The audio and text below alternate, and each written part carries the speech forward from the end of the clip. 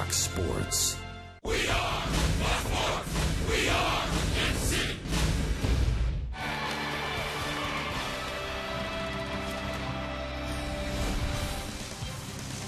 Royals baseball comes to you from Kauffman Stadium, and tonight the Royals send Bruce Chen to the mound to try and slow down the Minnesota Twins. Hi, everyone. Welcome back to the ballpark with Rex Hudler. I'm Brian Lefevre. The Royals losing Game 1 last night. Minnesota's won 6 of its last 7. Rex, the Royals have really had a knack this year of bouncing back after a bad game. They've got Bruce Chen going tonight. Well, they got the right guy for sure. Bruce Chen, he really owes this Minnesota Twins a little something. That last start he made against them, he only lasted just a little bit over 2. So really, what Bruce needs to do in our Kia report, keep tricking them. Keep showing them different arm angles, different pitches, and get even with these guys here. A lot better. He got squeezed at the dish by home plate umpire. So look, it's a new game, new day, but keep those runs coming. They actually scored 5 runs for him in his last outing. He's been run deprived in his last other starts. Get those runs for him. Bruce will do it. And he'll try and keep the ball in the ballpark after the Twins hit 3 home runs last night. We'll be right back.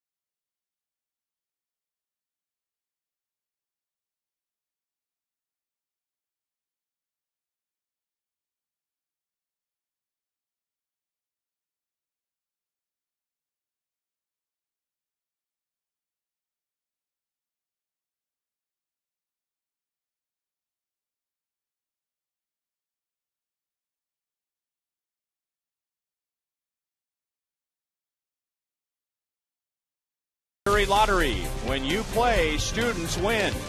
And by your Kansas City Chevy dealers, the official vehicle of the Kansas City Royals. And the Royals have a new face in uniform tonight. Joe Goldberg will tell you about that when we come back.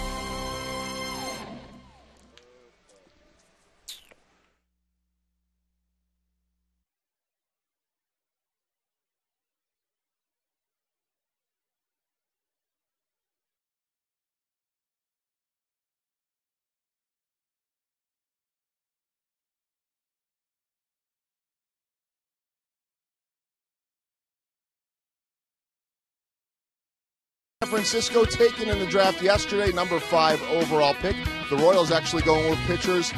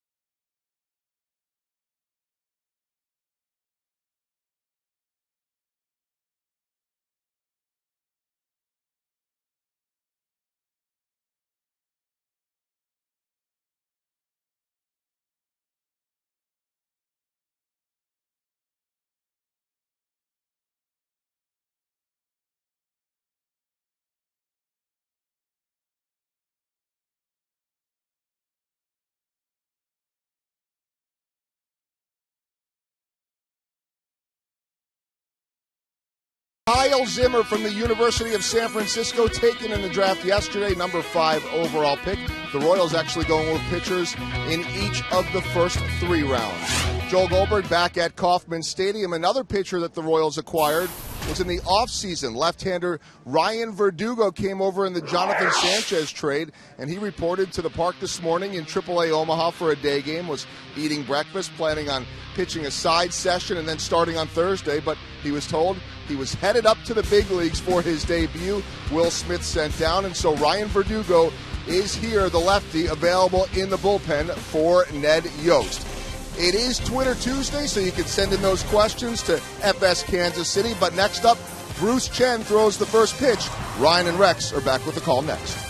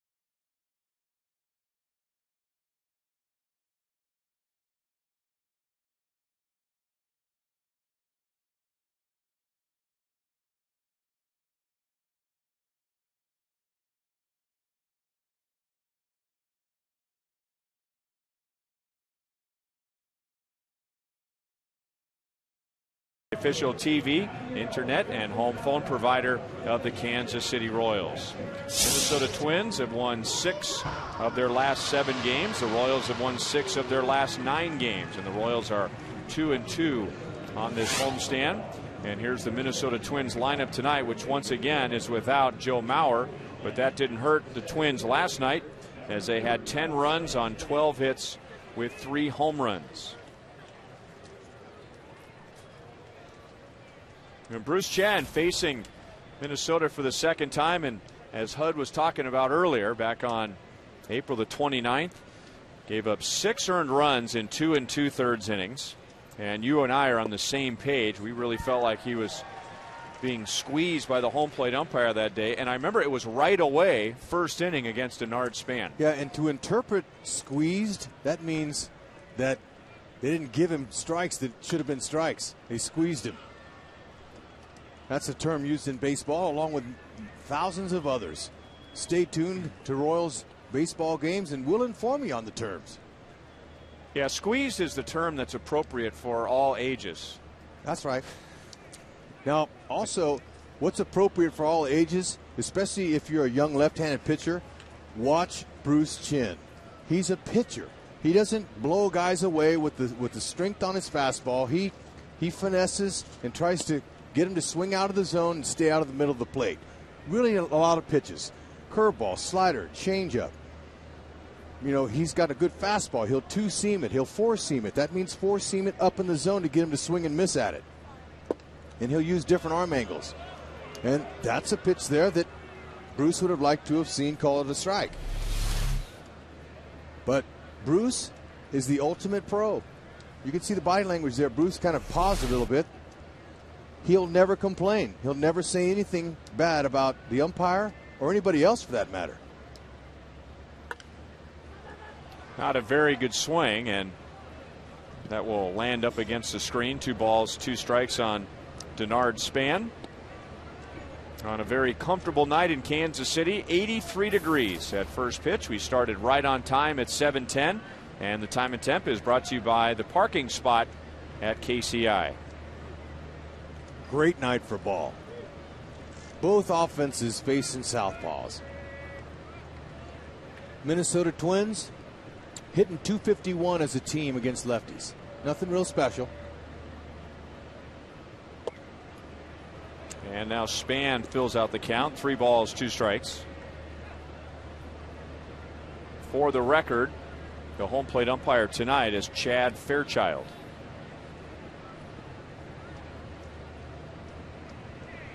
Ryan Peña wants a fastball away, and it's a fastball that gets the inside corner.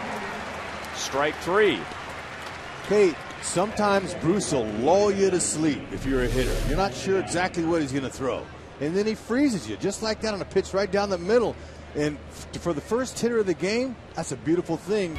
Span's got to go. Royals defense presented by Ford. Alex Gordon.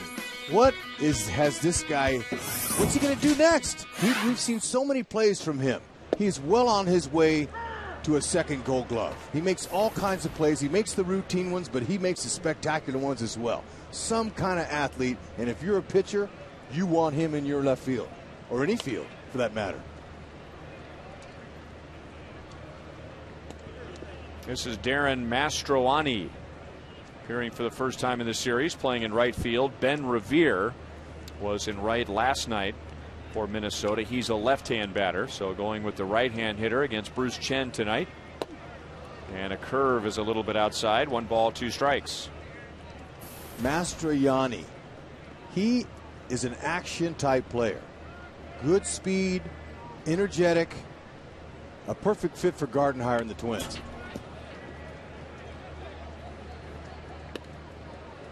Originally drafted by the Toronto Blue Jays.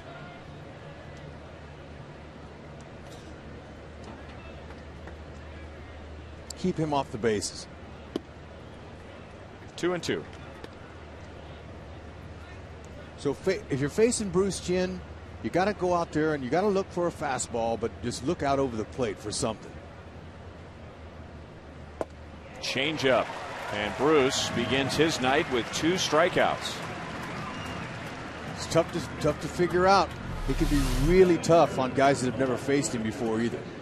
Ryan Peña just sitting right there, knew exactly where that ball was going to be. Change that speed with the same arm angle and the same arm speed as the fastball. That does the trick.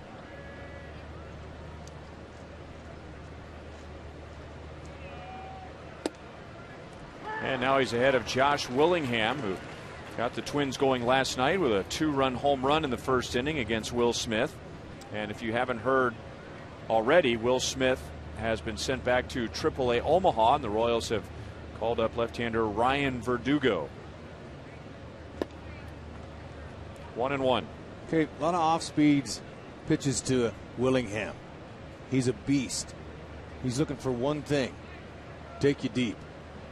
Bruce has given up a .265 average with 5 homers to righties. Jeff Francoeur running along the edge of the shade and makes the play. A 1-2-3 first for Bruce Chen with a couple of strikeouts.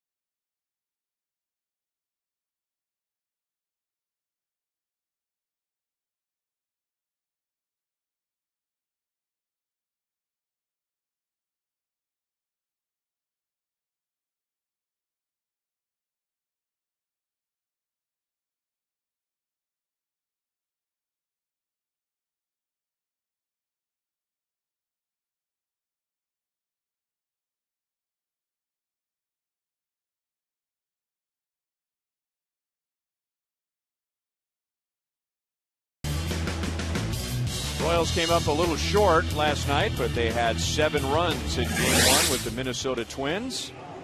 Alex Gordon was hitless. That put an end to his 7-game hitting streak, but he was on base once with a walk.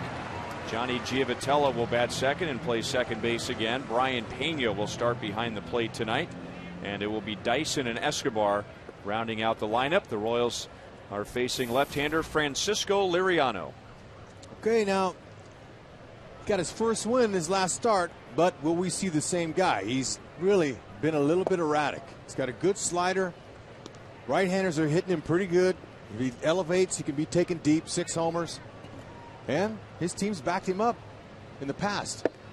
But those are all past numbers. It won't pertain to this game here today because you just never know in this game what's going to happen. But he does have a 92 to 93 mile an hour fastball, hard slider, and a changeup. And he's had mechanical issues. That means that his body, his arms and his legs have not been exactly where they want him to be. Kind of flings out, tries to overthrow at times, and that's messed with his mechanics. 28 walks in 40 innings. Not good. No. Make it 29 walks. So Alex is on base again. And now the defense behind Liriano, presented by Ford. All right, Darren Mastroianni. How about this guy? Okay, I want to talk about him. I said that he was an action player in 549 minor league games. He's got 200 stolen bases. This guy, he can get after it on the bases. So keep him off. Now, he's got an average throwing arm in the outfield. He's really a center fielder, but he's not going to dethrone Span. So they're getting him in there for some offense and what he can do if he can get on base. Now Liriano has missed with 5 of 6 pitches, and his catcher Drew Butera is out there right away as Johnny Giavotella bats with Liriano having problems with the strike zone. And we were talking about winning in his last start. Francisco Liriano, 6 scoreless innings on Wednesday against Oakland, but he had been sent to the bullpen prior to that. There's the pitching coach Rick Anderson, who played briefly with the Royals. And Francisco Liriano in his first 6 starts this year was 0-5, and his ERA was almost 9.5. So when you throw balls and you're not around the plate, guys, they take them, but then you're trying so hard you throw fastballs down the middle because you're not really sure what's going to go, and then they get hit. And when he's falling off like that, see how he's falling off to the third base side? His leg kicks over. He's not right. He's overthrowing a little bit early. When he lands in a good fielding position, he's on.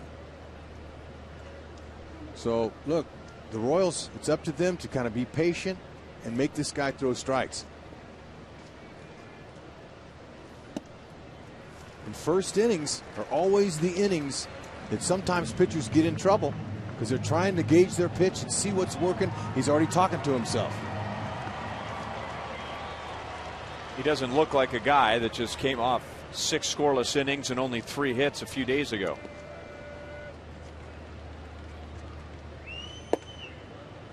Three and 1. See, 93 over the middle of the plate is highly flammable. So if you can get him to fall behind you, hitters know when that fastball is coming, they can maybe do some damage. But if I'm Gio, I'm going to take another one.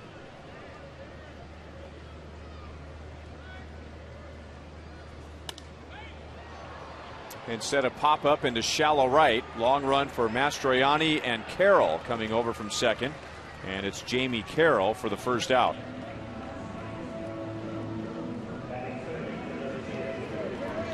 The Royals, Fox Sports, and the state of Missouri are teaming up to help you stop smoking now. The state of Missouri tobacco quit line is at 1-800-QUIT-NOW.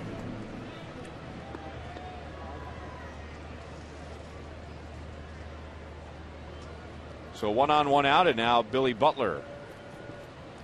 Okay, the Royals are 5-9 versus left-handed starters with a .248 average against lefties with 9 homers.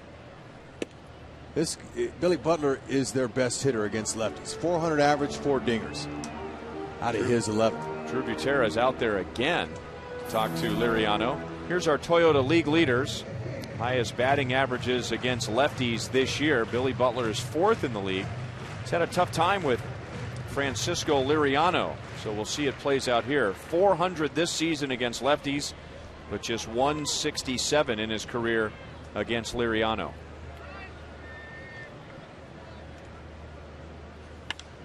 And that is hit very well to right field. Mastroianni is back and makes a nice running play in right field, and he had to deal with the sun at the very end.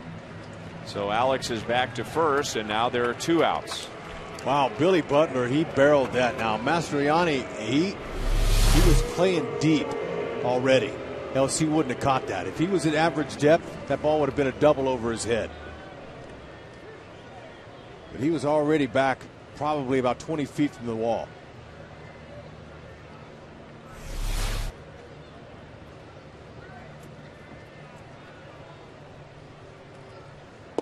And now Mike Moustakas going after the first pitch. Why not? 3 for 4 last night. All hits were extra bases, a home run, a couple of doubles, 3 runs scored. And now batting at .285. Okay, that move there by Liriano, that's his move. That's the best one he's got. Nothing spectacular, but the Royals, if they're going to go, they'll probably go on first movement the minute he picks up his foot. And Alex goes on first movement, but Liriano goes to first. So he's very shaky in the first inning, yet he only faces 3.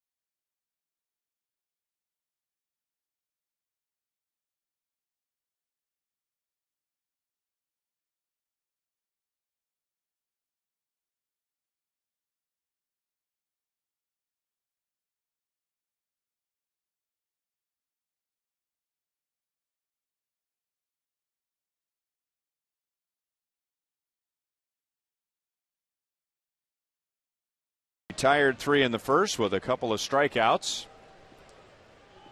And now Justin Morneau, who hit a 2-run home run last night, followed by Ryan Domit and Trevor Plouffe.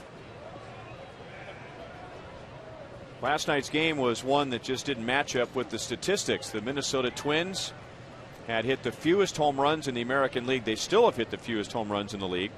And the Royals had allowed the fewest home runs in the league. Morneau is just foul off the right field line. But last night, home runs from Josh Willingham, Justin Morneau, and Trevor Plouffe. And Minnesota taking game 1 with 10 runs on 12 hits.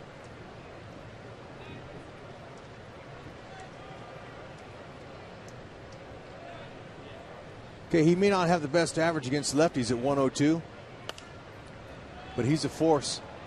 We saw him, what he did to Will Smith with a hanging breaking ball. It kind of hung on the inner half of the plate. He took him deep. He's got 2 homers versus lefties, but just a 102 average. Let's see what he's done against Bruce. got him to chase a high curveball, and Hosmer, who was deep on the right side, has to sprint in toward the mound. One away. The Fan of the Game sweepstakes is going on now at Fiat of Olathe, and you could win a new Fiat 500 Pop.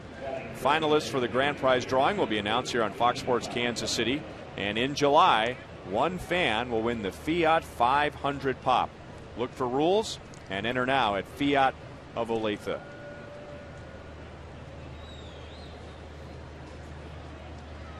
Ryan Domit was the Twins catcher last night, filling in for Joe Mauer, who's still out with a bad right thumb. And now Domit is the designated hitter with Drew Butera catching tonight. Domit 0 for 5 last night. He's going to DH because he's got a little pop. Got 5 homers on the year, .250 average against lefties, 1 homer.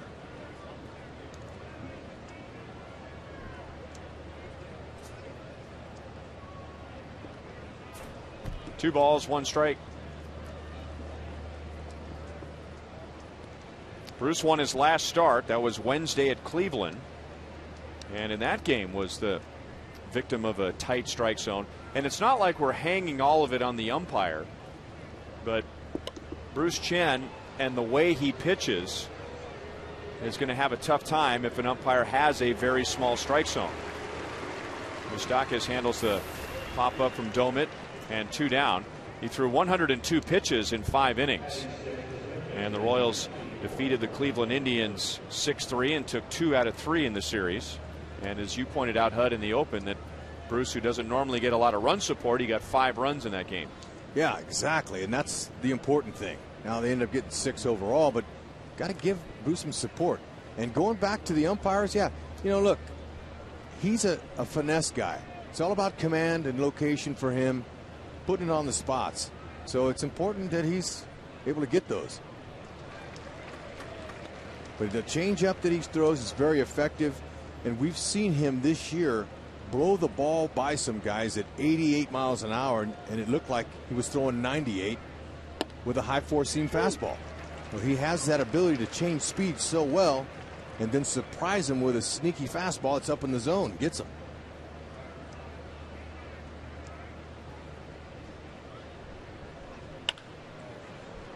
Shot foul, 1-2 on Trevor Plouffe, who hit his 7th home run of the year last night. Steve Lytle's the third base coach for the Twins. I saw him before the game and I said, Steve, are you able to dodge those missiles that are shot down your way? He said, Hud, that's my biggest concern every night, is that I don't get hit by one of them screamers. I said, well, at least you got a helmet on. Why don't you wear one with the double ear flaps? He says, I'm thinking about it.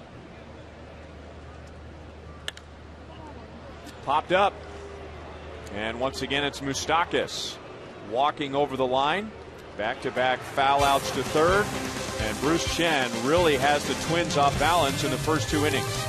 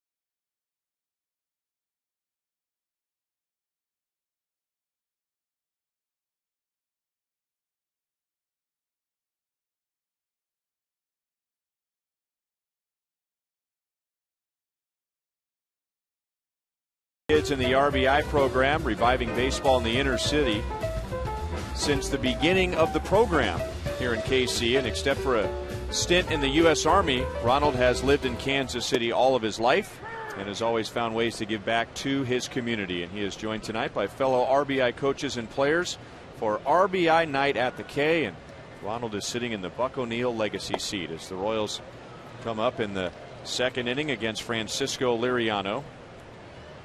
Tell you that's a huge job he's got, and I'll tell you it's very valuable. Love to develop those inner city kids into the greatest sport ever in baseball. Liriano, after a very shaky first inning with the strike zone, gets Moustakas on 3 pitches, and that is his first strikeout. You know, I kind of think that they pretty much gave him that first inning. 3-1 pitch to Gio. You got to take that pitch. He's been wild, you know. Make him throw it to you 3-2.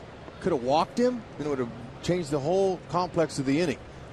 But these guys want to hit. They know that Liriano's given up a .310 average with 6 homers to right-handers, and they're looking for that 93-mile-an-hour fastball right down the middle. Now, the slider he throws, it's a good one. It's a back legger to a righty. Well, he threw a couple of good ones to Moustakas, and maybe that's the adjustment he's made because he was all over the place with his fastball and his changeup in the first inning. But sliders to Moustakas, and now 2-0 to Jeff Francoeur. 3 balls, no strikes. I think when Drew Butera went out there, he told him, hey, look, forget the fastball. Let's try the slider. Let's try to get me over slider. That's the one that starts up and out away and comes in for a strike, not the back leg strikeout swing and miss one. 3-1 on Francoeur, 1 for 4 last night, batting .278.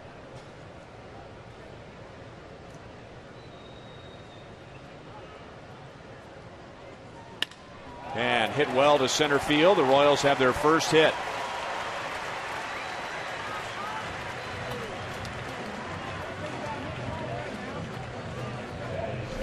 Hit it right back where it came from. He's not coming inside on him. He's keeping everything away, but Frenchie got the best one he could get right there. He worked himself into a good hitter's count, 3-1. He knew the heater was coming. Watch the head position. Look at him fight that ball off. You know, Frenchie's always happy, but I never knew a guy that smiled 24/7. I wonder if he smiles in his sleep. He smiles when he's not smiling. I think that's what that is.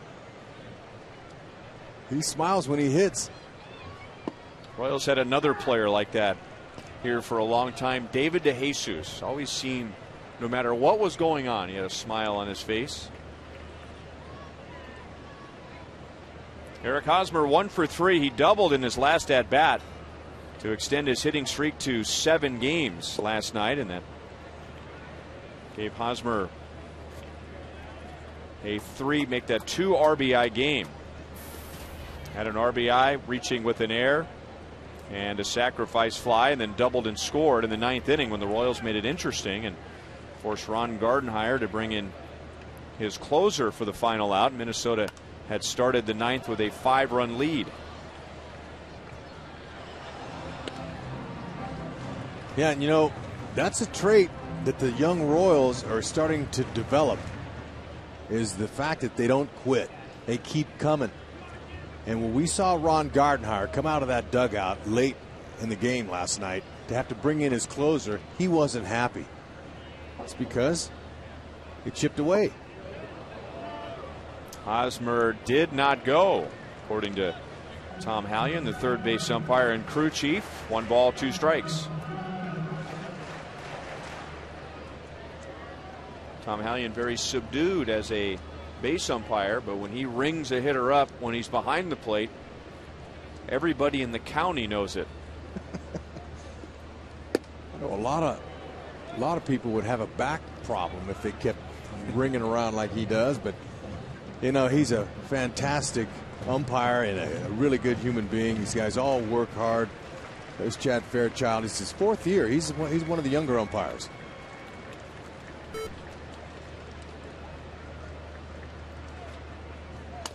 And a slider. Hosmer hits it back to Liriano. Down to second for 1. No double play. So Hosmer will be at first with 2 outs. The next installment of our T-Shirt Tuesday series is next week. The Milwaukee Brewers are in town, and the first 10,000 fans receive a Homegrown Heroes themed T-shirt presented by Kia. Gates open at 5:30. Go to Royals.com/T-Shirt Tuesday or call 1-800-6-ROYALS for tickets. And we will say tonight what we mentioned last night. As of right now, and that's the disclaimer, as of right now, it appears that Zach Greinke will pitch that Tuesday game for Milwaukee against the Royals. Hosmer got a huge jump on Liriano, and Butera throws anyway, throws it into center field, but Denard Span is there, so Hosmer is at second base with his 4th stolen base of the year. Okay, excellent jump. He did like Gordon did, except Liriano threw over on Gordon, but he went on his first movement. The minute you lift up that leg and you go home. Now, the problem I got with sliding head first is you can't see the ball on an overthrow. Okay, watch him. He could have went feet first, popped up, and went to third. But by the time he picks it up, he gets off the ground, you can't see that. But that just comes with time and experience. And that stolen base ends up being a big one. As Brian Peña singles to left, Hosmer slides in, and the Royals take a 1-0 lead.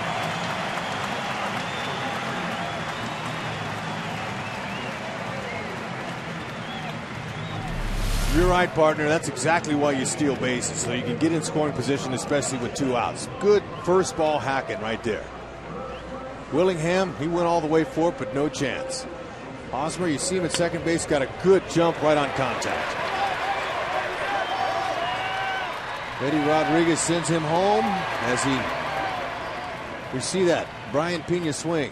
Good front side, good balance there. He looked good there. A nice hit with a stake attached. That's a ribby RBI. Who was the first guy that started giving away stakes for our RBIs? I'm not sure. Was it Whitey Herzog? I think it might have been the White Rat.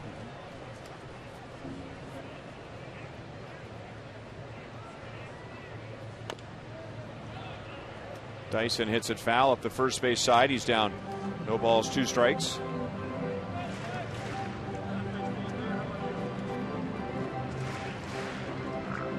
Dyson 1 for 4 with a stolen base last night, his 10th.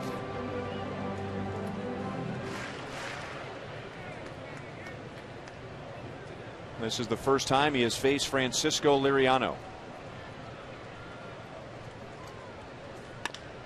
Over the mound, over the bag, and into center. So Dyson gets a base hit down in the count. No balls, 2 strikes. Let's bring in Joe Goldberg. Well, I was talking to Gerard today, and he said, hey, you got to say hi to my brothers. He has 3 brothers in from Mississippi, and there's one of them waving. That's his cousin waving. From right to left, his oldest brother, Tony, his cousin, Cornelius, who's younger, his second oldest brother, Chauncey, and then the one closest to him in age is in the white shirt there, and that is Tori. Tori says he used to, at 2 years older than outrun Gerard. That is not the case anymore. But the 4 guys were just telling me that they grew up with a very tough upbringing, made a lot of mistakes, but that they really wanted Gerard to make it, and that sports kept him on the straight and narrow. He kept his head up, and they all just said, as they watch every game back at home every single day in Mississippi, that for a 50th round pick, their brother and cousin, to make it here, they said they're enjoying every minute and just very, very proud of Gerard Dyson. So there you have it there. Tony Cornelius, a.k.a. Chucky, by the way, Chauncey and Tori, very proud of Gerard Dyson, the 50th round draft pick. All right, thank you, Joel. We had so much fun last year with all these kids, and many of them are kids, coming up from the minor leagues. Not only watching them play, but watch their parents and their siblings and their family and their friends share the moment with them. And it never gets old, although the first time's always the best. Escobar grounds it to third. Plouffe will go to the bag himself. That ends the inning. The Royals get a 2-out RBI from Brian Peña to take an early lead.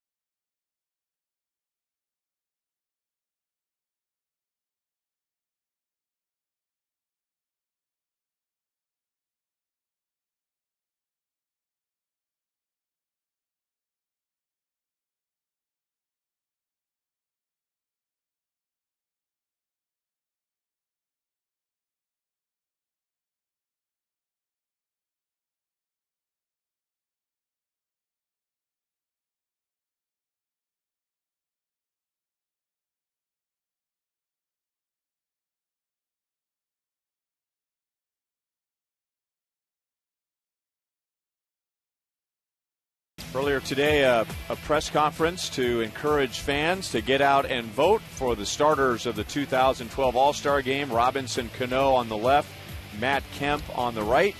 And taking a look at where we are right now with the American League starters, the Texas Rangers are well represented so far at catcher, second base, third base, left field, and right field. And here are the starters in the National League. Carlos Beltran in his first year with the St. Louis Cardinals, the former Royals Rookie of the Year right now, would be the starter in right field. Folks, you can make a difference in that game. All you got to do is you can vote here at any ballpark you go to or online.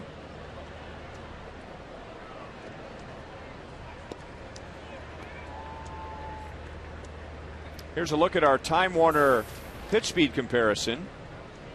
And Bruce Chen, a finesse pitcher, Francisco Liriano, not the power pitcher he once was, but still can get up in the mid-90s.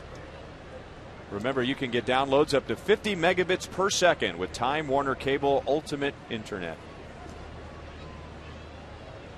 2-1 on Brian Dozier, who's hit in 5 straight, going 1 for 5 with a double last night. He also committed an error, and he has committed 3 errors in his last 2 games. Well, you know, sometimes you have batting slumps, sometimes you have fielding slumps. He's in one now, but the one thing that they watch for as a young middle infielder is that he doesn't take his offense out to his defense. If he's struggling at the plate, you still got to go out and make those plays on defense. That's the number one. That's your bread and butter. So he might be going through a little yips right now. And he goes down and gets a good pitch, a changeup down and away, and singles to center field, and that's Minnesota's first base runner.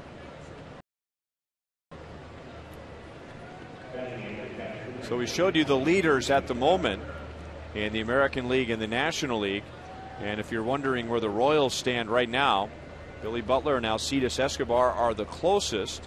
Mike Moustakas in 5th place. And in the outfield, Jeff Francoeur and Alex Gordon are in the top 15. Sure would be nice to have 2.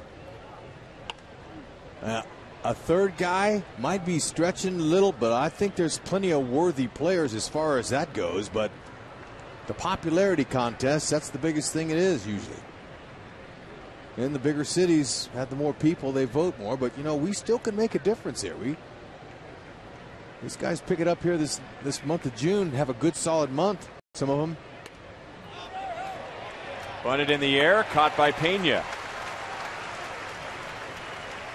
I thought Butera might try a bunt to sacrifice him over. He's not a big hit catcher, but he can do the little things. He just got into that one and popped it up.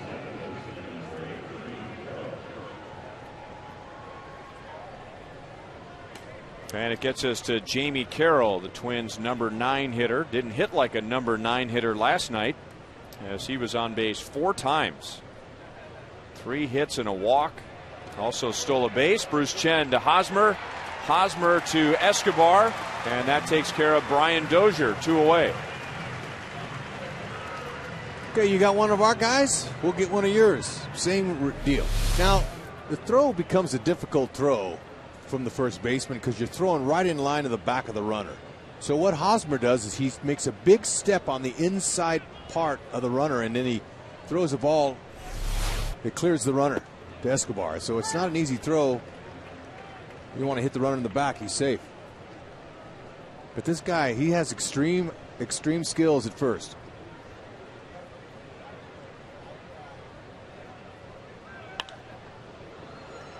Fouled into the dugout suite. Okay, there's Steve Lytle. That third base coach, he says that's where he stands all the way back. Look at it, he's telling them, watch the game. But he's standing on the warning track, way out of that batter's box. And when you got a lefty throwing, right-handed batter is going to be pulling some stuff.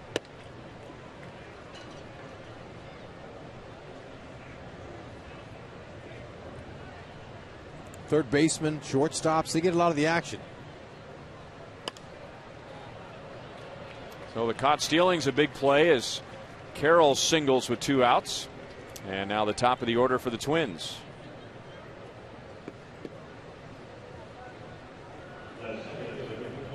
Well, we hope you'll be a part of the next Frenchie Quarter. That's on June the 14th. And hope you'll come out on Thursday home games to support Jeff Francoeur in his fan seating section. $21 gets you a seat in the right field section. A limited edition Frenchie Quarter t-shirt and Mardi Gras beads. Tickets at Royals.com/Frenchie.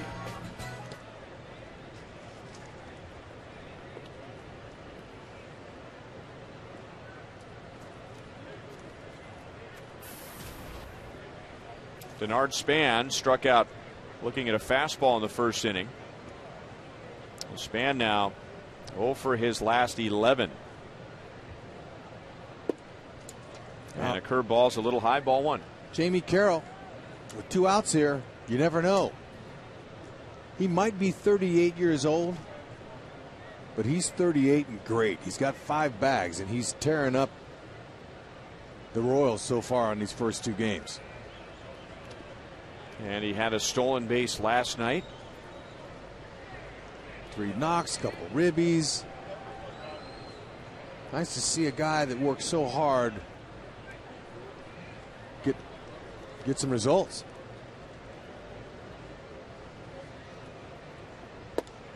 And he is certainly a guy that paid his dues. Jamie Carroll did not get to the big leagues until he was 28 years old.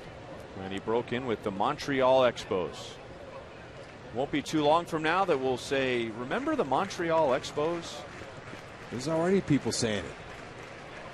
I have some bunch of Expos cards that I give to young kids, and they say, what team is that? It was the Expos. And you know what? For Jamie Carroll and players like myself, it was a chance to get established in the big leagues. I didn't care if it was in Montreal or Puerto Rico. I mean, the door opened up for me there, and I went just like Jamie, and we got a chance to play. We got in, and then we got to move around after that. But that's the only team I ever played for that the players on the team came to your room and congratulated you when you got traded. Yeah. Kind of like when everyone would rally around you when you get let out of prison. Well, sort of, but it was big league ball, but still hockey was the #1 sport in Montreal. And so we kind of, and playing baseball, we didn't get our due diligence there. And then there's a reason there's no team there anymore, because the fans didn't support it. But to get a chance to go to another team and get traded away from there, all the guys wished it was them. Because you had to pay Canadian tax, American tax, the double currency, the Canadian currency. It was a lot of extra. You had to fly in through customs every time you made a road trip. There was a lot 2 of national anthems every game. Exactly. There's a lot of little things that went on there.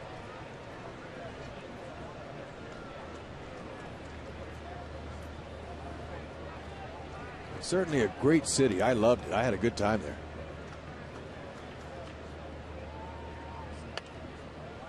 Well, Jamie Carroll thought he had paid his dues in the Expos organization. He's from Indiana.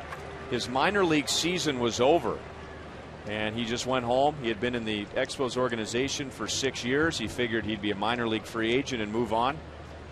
And the Expos were in Chicago at the end of the year, and because of injuries, they were thin. And they knew that Jeremy Carroll was just a short drive to Chicago. And so that's how he got his first shot in the big leagues. He played very well. Frank Robinson was the manager of the Expos at that time, the former Hall of Famer. And said about Jamie Carroll, and this might have had as much to do with turning around his career as anything else, every team needs a Jamie Carroll. Wow. And that carries a little more weight when it comes out of Frank Robinson's mouth. Oh, you got that right. Span strikes out for the second time, and that's 3 for Bruce in 3 scoreless innings.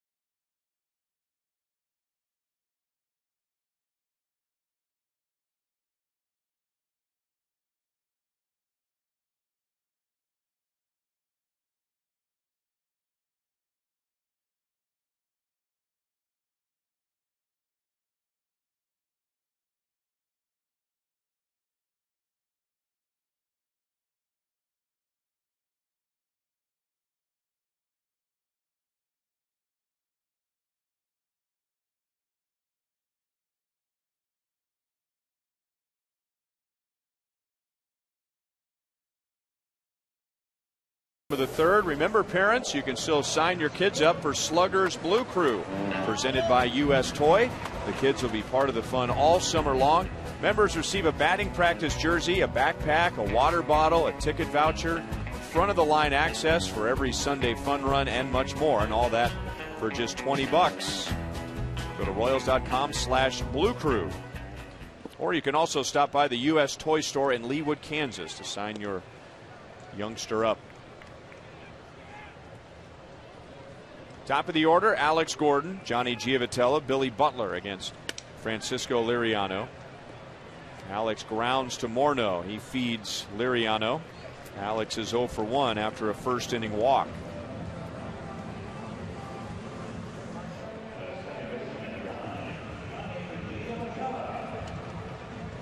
Liriano, he only faced 3 in the first inning, but he was shaky to say the least. He walked Alex Gordon. He fell behind Johnny Giavotella 3-0. And then on a 3-1 pitch, Giavotella fouled out to second. Then Billy Butler hit a rocket to the warning track in right field for an out. Alex Gordon was caught stealing, and that's how Liriano got out of the first inning. Ball 1 to Giavotella.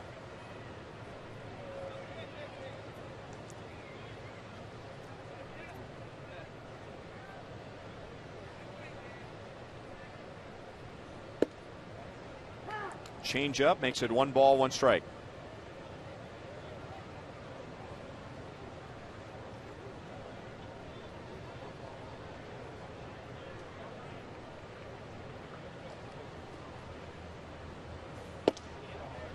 Now, there's some bunters on the team here. Gio bunts once in a while, but if you're going to bunt, you bunt off a left-hander that falls to the third base side, you push it to the right side, like to the first baseman, maybe the second baseman. And Liriano, he falls hard to the third base side. So it's harder for him to stop his momentum and go back and try to field the ball and get to first base.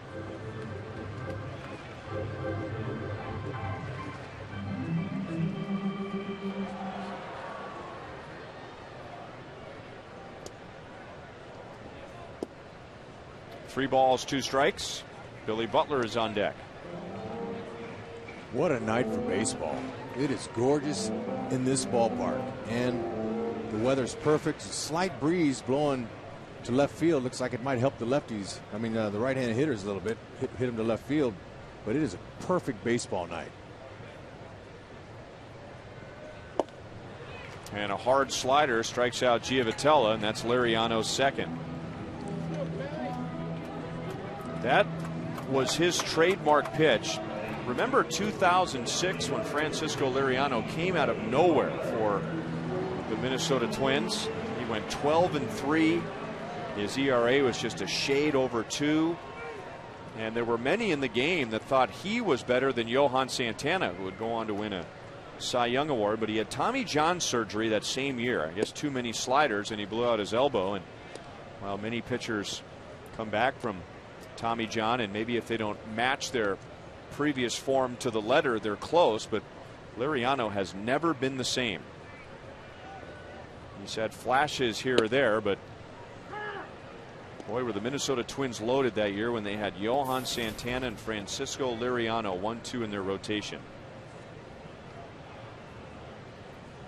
Billy drove Liriano to the warning track in right field his first time up. And there's another disappearing slider, and it's 1 ball, 2 strikes. If he gets that pitch going, he'll be tough to hit. It's very deceptive to a righty. Breaks hard into his back leg. Change up, fastball. It's a 4-seamer. He's coming with it here. Well, he thought that was a strike. He was skipping toward the third base dugout. Pretty good location. Right where Butera wanted it.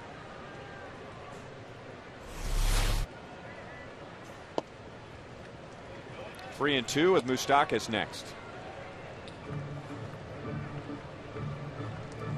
Tell you, if Maurer, goes down and he's out now, and the Royals don't care if he plays tomorrow either. These guys, Butera and Domet, they do a good job. They're good catch and throw guys, good receivers. It's important. catchers involved in every single play. It's fun to talk to Mitch Meyer today about catching. He was a catcher. You talked about it in last night's game, and he said he loved catching because if he didn't get any hits, he still was involved and could help his team win. Dozier at short takes care of Billy Butler, and the Royals are down quickly against Liriano in the third. 1-0 Royals.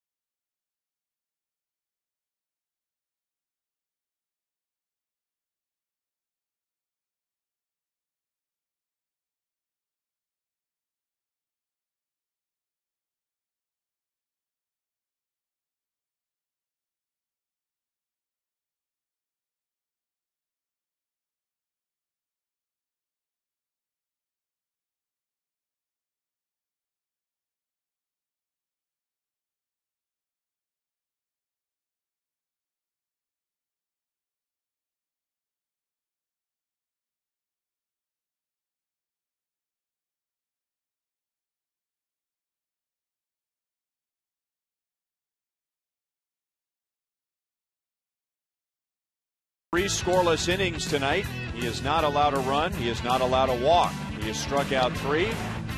The Twins have had a runner caught stealing, and he's already gone deeper into this game than he did against the Twins back on April the 29th. So off to a great start and a 1-0 lead.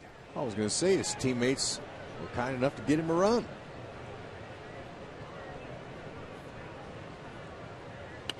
So trying to find new ways to get on base. The Twins will bunt, but Bruce Chen is off the mound and takes care of Mastroianni. 1 pitch, 1 away.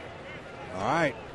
There he was trying to get on base any way he can. Pretty good job, but you got to make the second baseman field that ball. You got to push it a little harder. If he had done that, he would have had him a knock.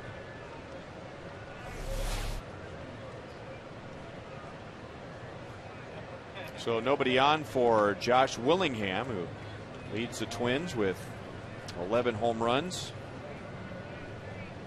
Also leads the team with 39 RBIs. In fact, that's 10 more RBIs than the next closest Twins hitter. That's been a good sign for the Twins. Also has 31 walks, so an on-base percentage that is over 400.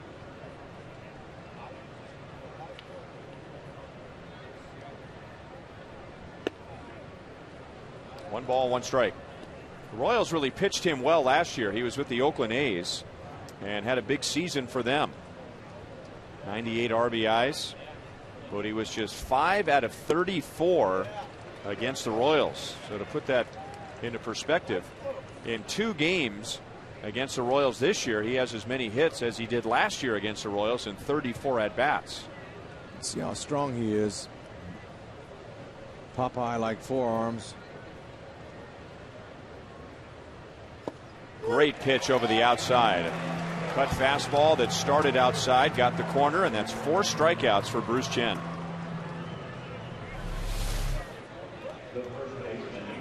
All right, look at that. That ball started outside. Willingham thought for sure it was going to be a ball. It cut back over. He's got to go. Okay, Morneau, he does something in the on-deck circle that all young players and even big leaguers should do. Watch what he's doing. Okay, Bruce is throwing to Willingham. He's pretending like he's in the batter's box. He's standing there now. He's clearing his feet. He's going to wait for the next pitch. And he tries to time him. He tries to make a visualization. He's visualizing. He's trying to time him. That's what you do when you're on the on-deck circle. You watch the pitcher. That helps you. Hit it down around the end of the bat. Dyson sprints in to make the play. And that makes it 4 scoreless innings for Bruce Chen and an 8-pitch 4th inning.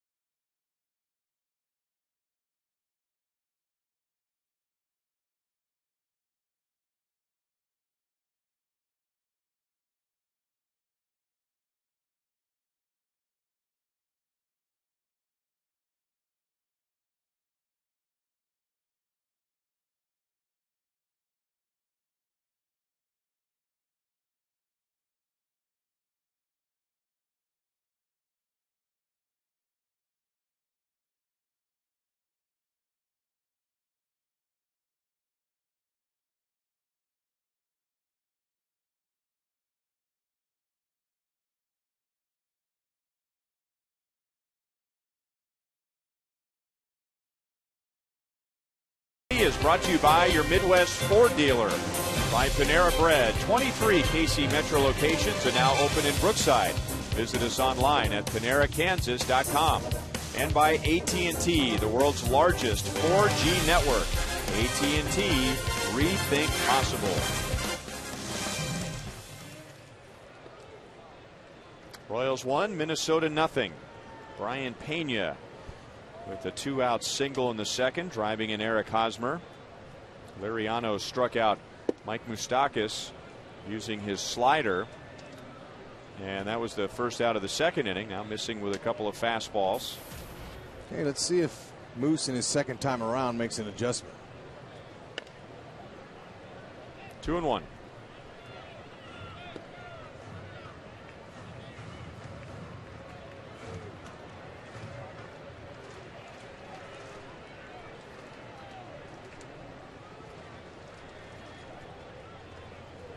Today is game number 54, and that's significant because that is the 1/3 mark of the season.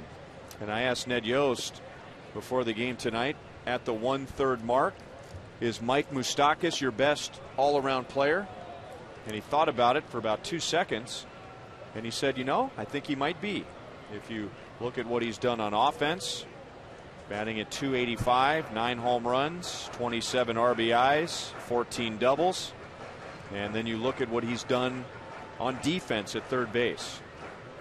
Huge improvements for him at third this year. Sure is a crowd favorite. That's exciting for the fans too. You know, you got a guy you can get behind. He's got the perfect name, Moustakas. There's a changeup he cued off. Gonna check the end of that bat, say, wow.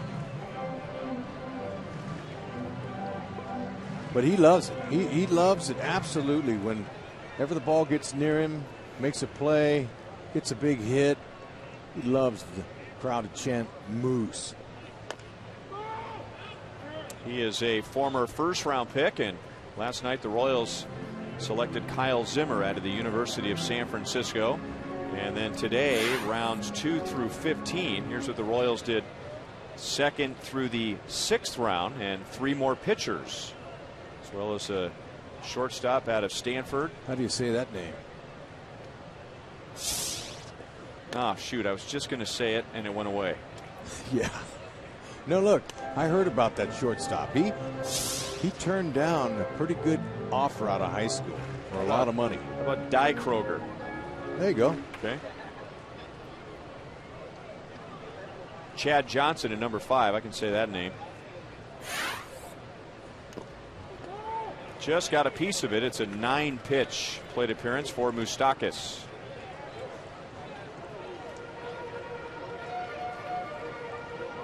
Yeah, if you're a catcher and you get drafted by the Royals, you're probably not feeling too good right away, especially if you check out their roster. Ooh, finally got him on the slider again. Well, the silver lining was it took 10 pitches to strike him out. One away in the 4th inning. So after all the hype about the first-round pick, our Sprint You Call It question asks you who was the top second-round pick since 2000. Andre Ethier, selected by the A's, traded to the Dodgers. Dustin Pedroia, who was a Rookie of the Year and an MVP, or Hunter Pence, who grew up in Houston, played for the Astros, and then was traded to the Phillies. Royals have a second-round pick on the field tonight. Second baseman Johnny Giavotella out of the University of New Orleans.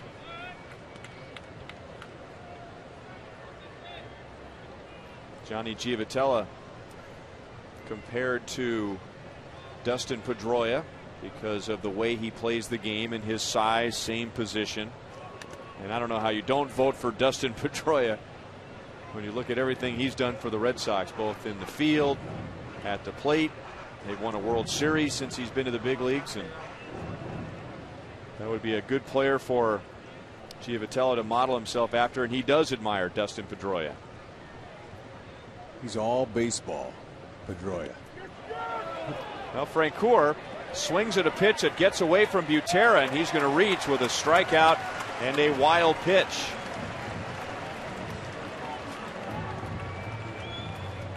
Wow. Liriano's slider. See what he's got him swinging at it now. Frenchie saw it, got away right away, leaves the box. That's good. Any way you can get on base. But once he gets that slider working, he can be really tough. Because it looks like a fastball. Can't hardly pick up the spin on it, and it's low. Breaks out of the zone. Well, I tell you what, the Twins are lucky Drew Butera did not injure his right ankle or his right knee sliding to pick up that ball in front of the Royals dugout. I was thinking the same thing when I saw that. Looked a little awkward, and that's how Joe Mauer got injured his rookie season, going back to the backstop, sliding after a ball, and he tweaked his knee. Surgery out. Those spikes that he's wearing, luckily they gave way on the dirt, but I mean that could have been a twisted ankle, a twisted knee.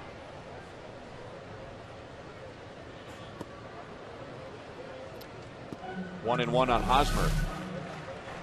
Watch that right leg. The ankle catches, the knee kind of buckles over, and oof.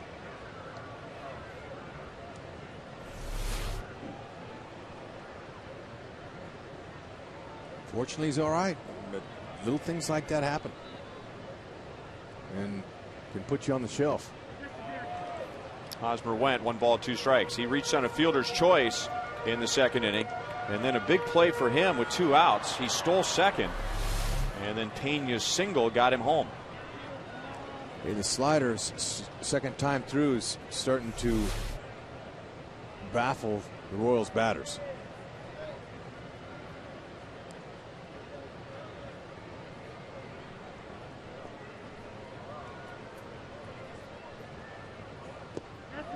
And he got him to swing at it again.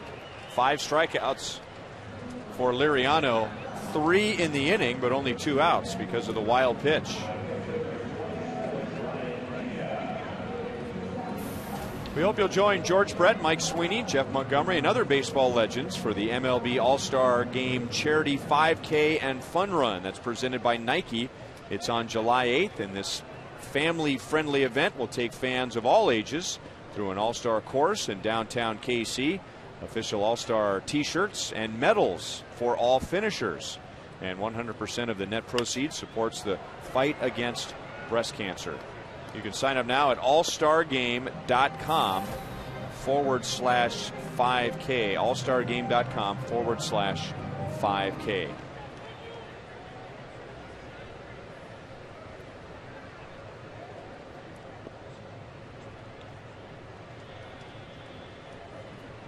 Brian got a ground ball in between third and short in the second inning to drive in Eric Hosmer. 1 ball, 1 strike against Liriano. You really got to stay back. You can't charge out on that front foot with that slider like that. You have to really keep your head still and barely step. Let the ball come to you and just use your hands. Because if you jump that slider, it makes it look bigger.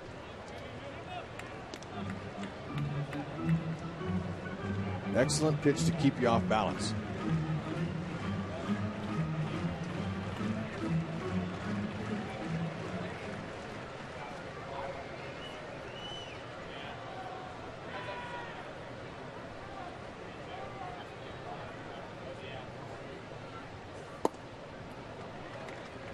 Three and one.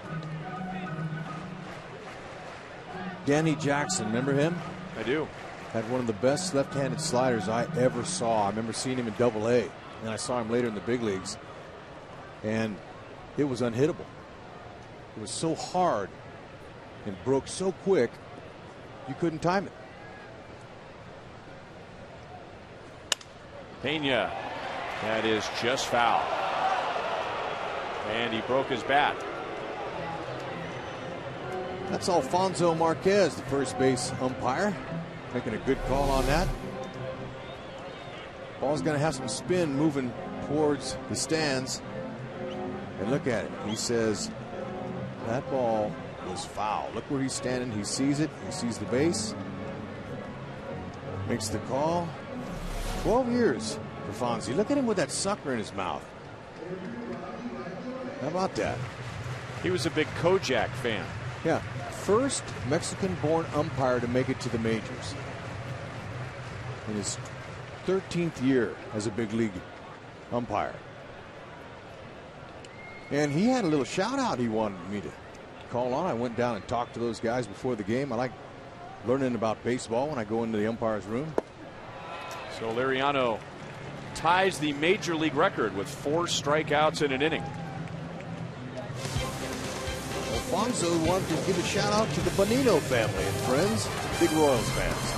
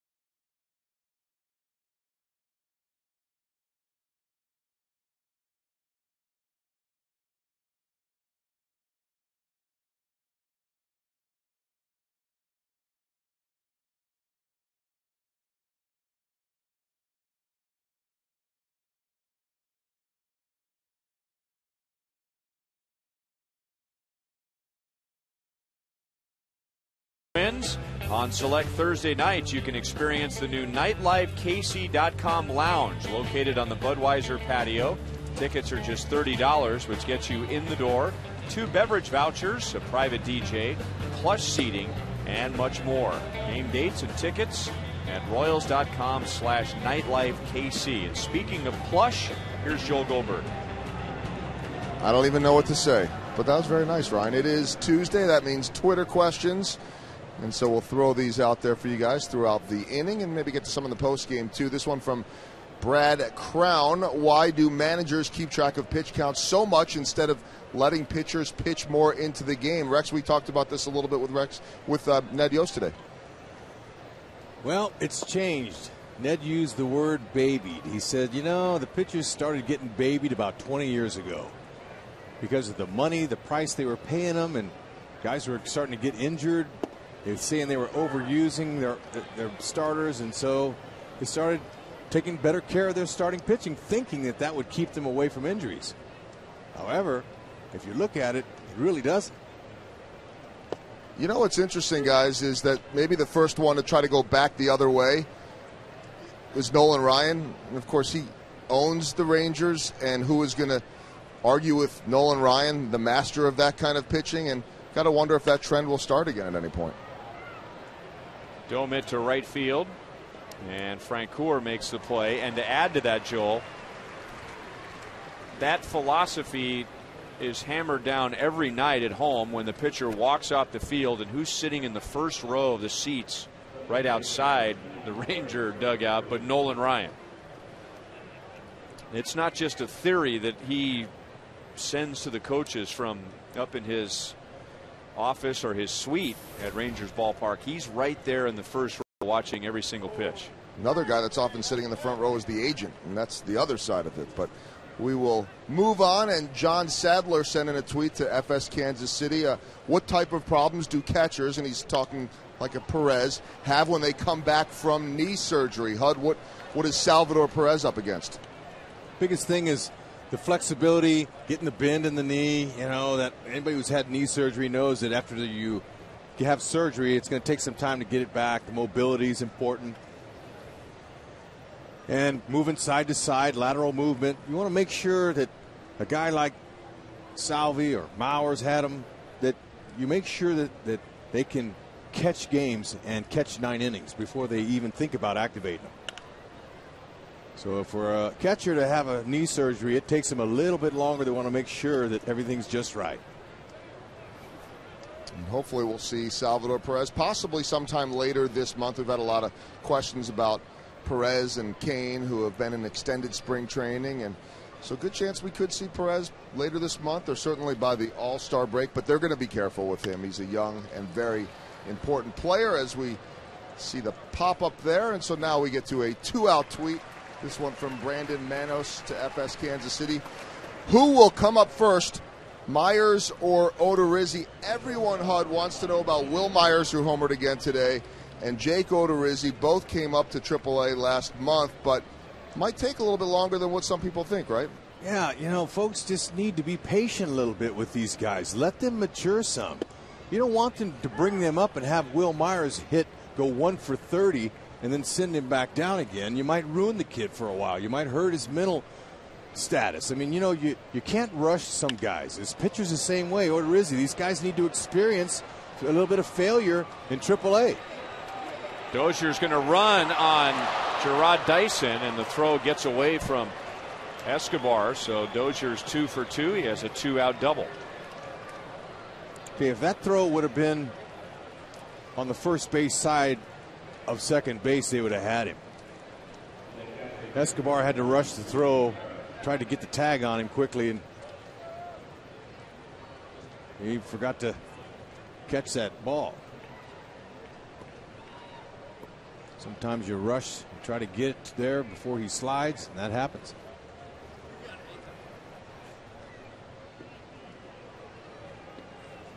We'll continue on with some of these, and Brandon Ferens tweets in, based on the leading vote getters for the Royals, who has the best shot to become our hometown All-Star?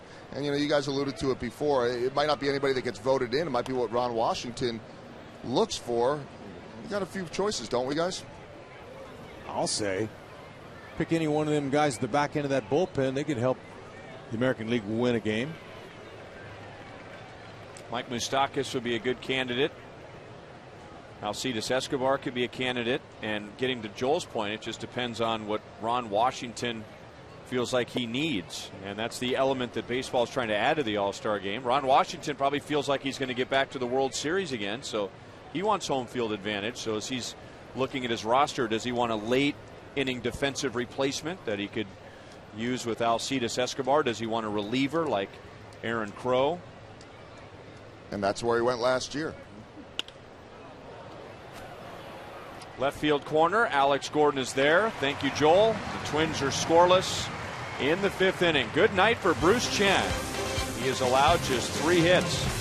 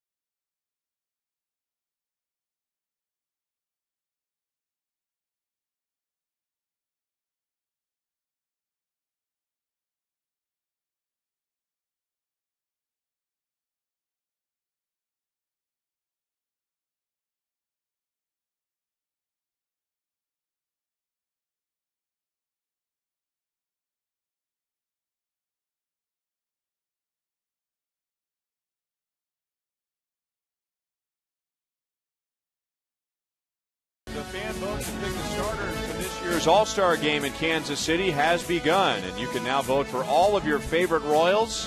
Play your part by punching a ballot when you come out to the game, or go to Royals.com/vote to crown a Royal. Gerard Dyson, Alcides Escobar, and Alex Gordon coming up in the bottom of the 5th inning. July 10th here at Kauffman Stadium. Nice big bounce for Dozier, and it's still a close play at first. Gerard is 1 for 2. There's tonight's AT&T trivia question. Who are the 3 active pitchers that have played for 10 or more major league teams? 3 active pitchers, 10 or more major league teams.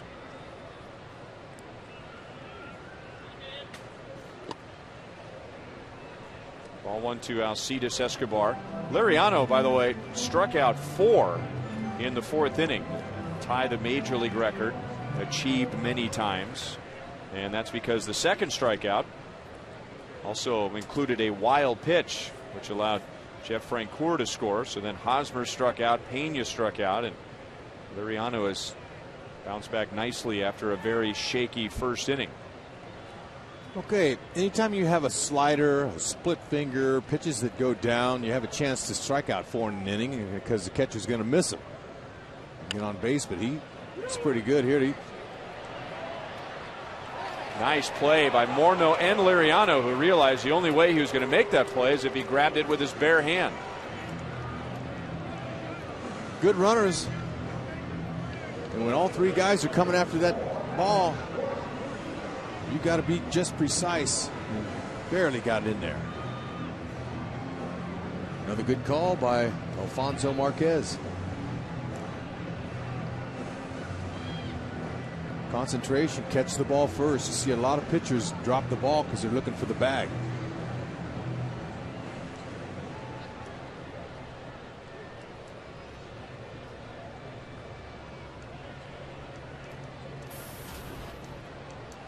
Alex Gordon walked in the first. and grounded out in the third. And Liriano, we've seen the stuff tonight. We've seen the stuff before. He has a no-hitter on his resume. Remember last year in early May when he no-hit the Chicago White Sox? He did it with 6 walks. His ERA going into the no-hitter was 9.13, so that was totally out of the blue. And that's the highest ERA in Major League history for a pitcher in a season right before a no-hitter. And he finished the year 9-10 with a 5 ERA. Well, when he threw a lot harder, it was easy to see how he could do it with that electric slider.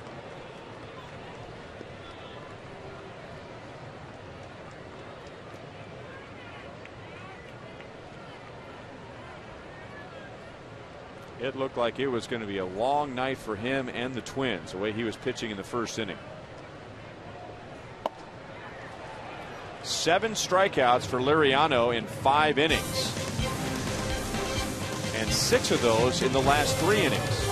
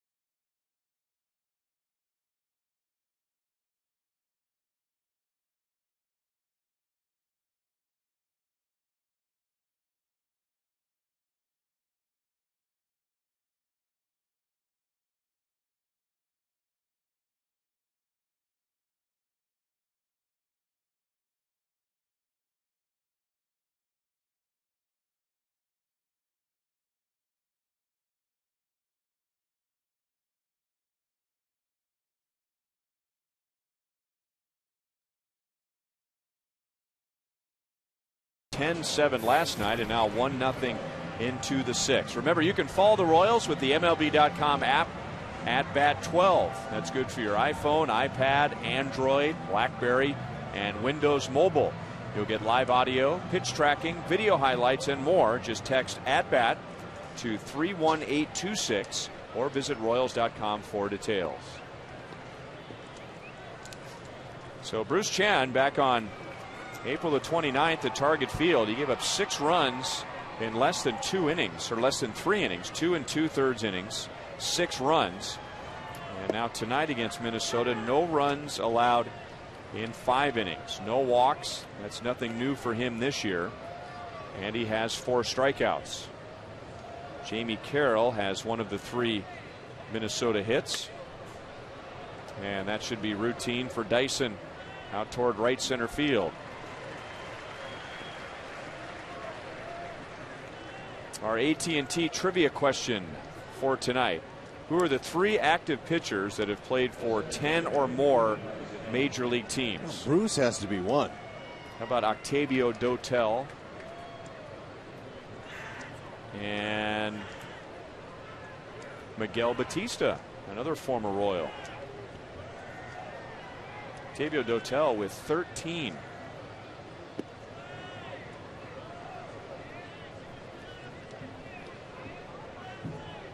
Miguel Batista now pitching for the New York Mets. I believe he's on the disabled list. And Octavio Dotel is with the Detroit Tigers. Span pops it up. He's had a bad night against Bruce. 2 strikeouts and now pop up to short. And 2 outs with 4 pitches in the 6th inning. Atlanta Braves, Philadelphia Phillies, New York Mets, Montreal Expos, Cincinnati Reds, Houston Astros, Boston Red Sox. He had a 13-win season with the Baltimore Orioles, the Texas Rangers, and the Kansas City Royals. Oh, man, those baseball cards got to be valuable. There's got to be a kid out there that's got all those. Maybe even a grown-up. Doesn't have to be a kid. Mastroianni is 1 for 3. And that puts an end to an 0 for 17 for Darren Mastroianni. Okay, now keep an eye on him. Jerry White's saying, all right, you watch Steve Lytle, our third base coach. He'll let you know. And also he's talking to him about Bruce Chin's move.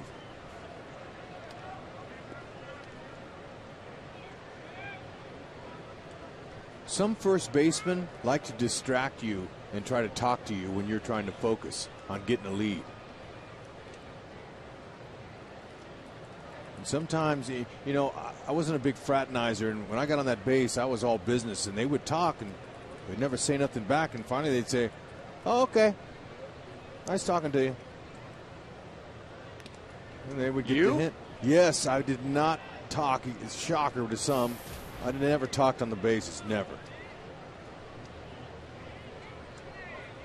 And if there was guys around me trying to talk to me, I would look down, maybe get in a crouch, and my body language told them to stay away. I'm not buying it. I'll have to ask some guys that played with you. Now, Sean Casey, that guy was a sweetheart. Even Mike Sweeney, he would. And you still gave those guys the shoulder? It was really hard to. Catchers will try to talk to you and distract your attention from hitting. Some guys take the bait.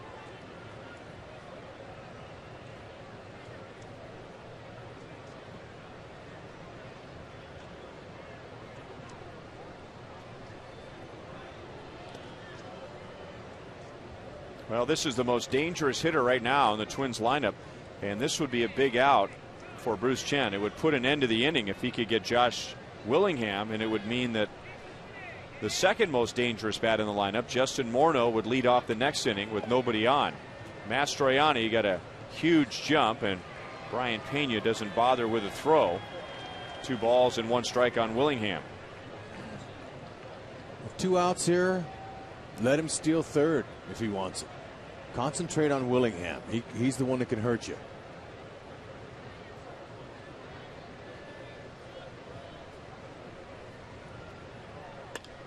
Got to pitch up, and he pops it up.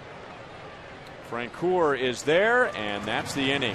6 scoreless innings for Bruce Chen, and he's done it with fewer than 80 pitches.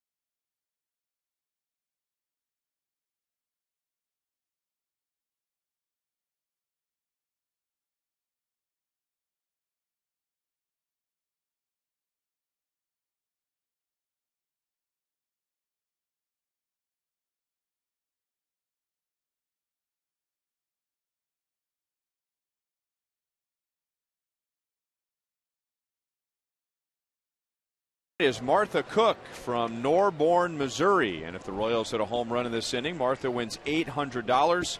If the Royals hit a grand slam out of the park, Martha wins $25,000 from Sonic and the Kansas City Royals. And we were talking earlier about the Royals continuing the draft today. There's a second-round pick at the plate right now, Johnny Giavotella. That's where the Royals started today, and Joe Goldberg is with J.J. Piccolo.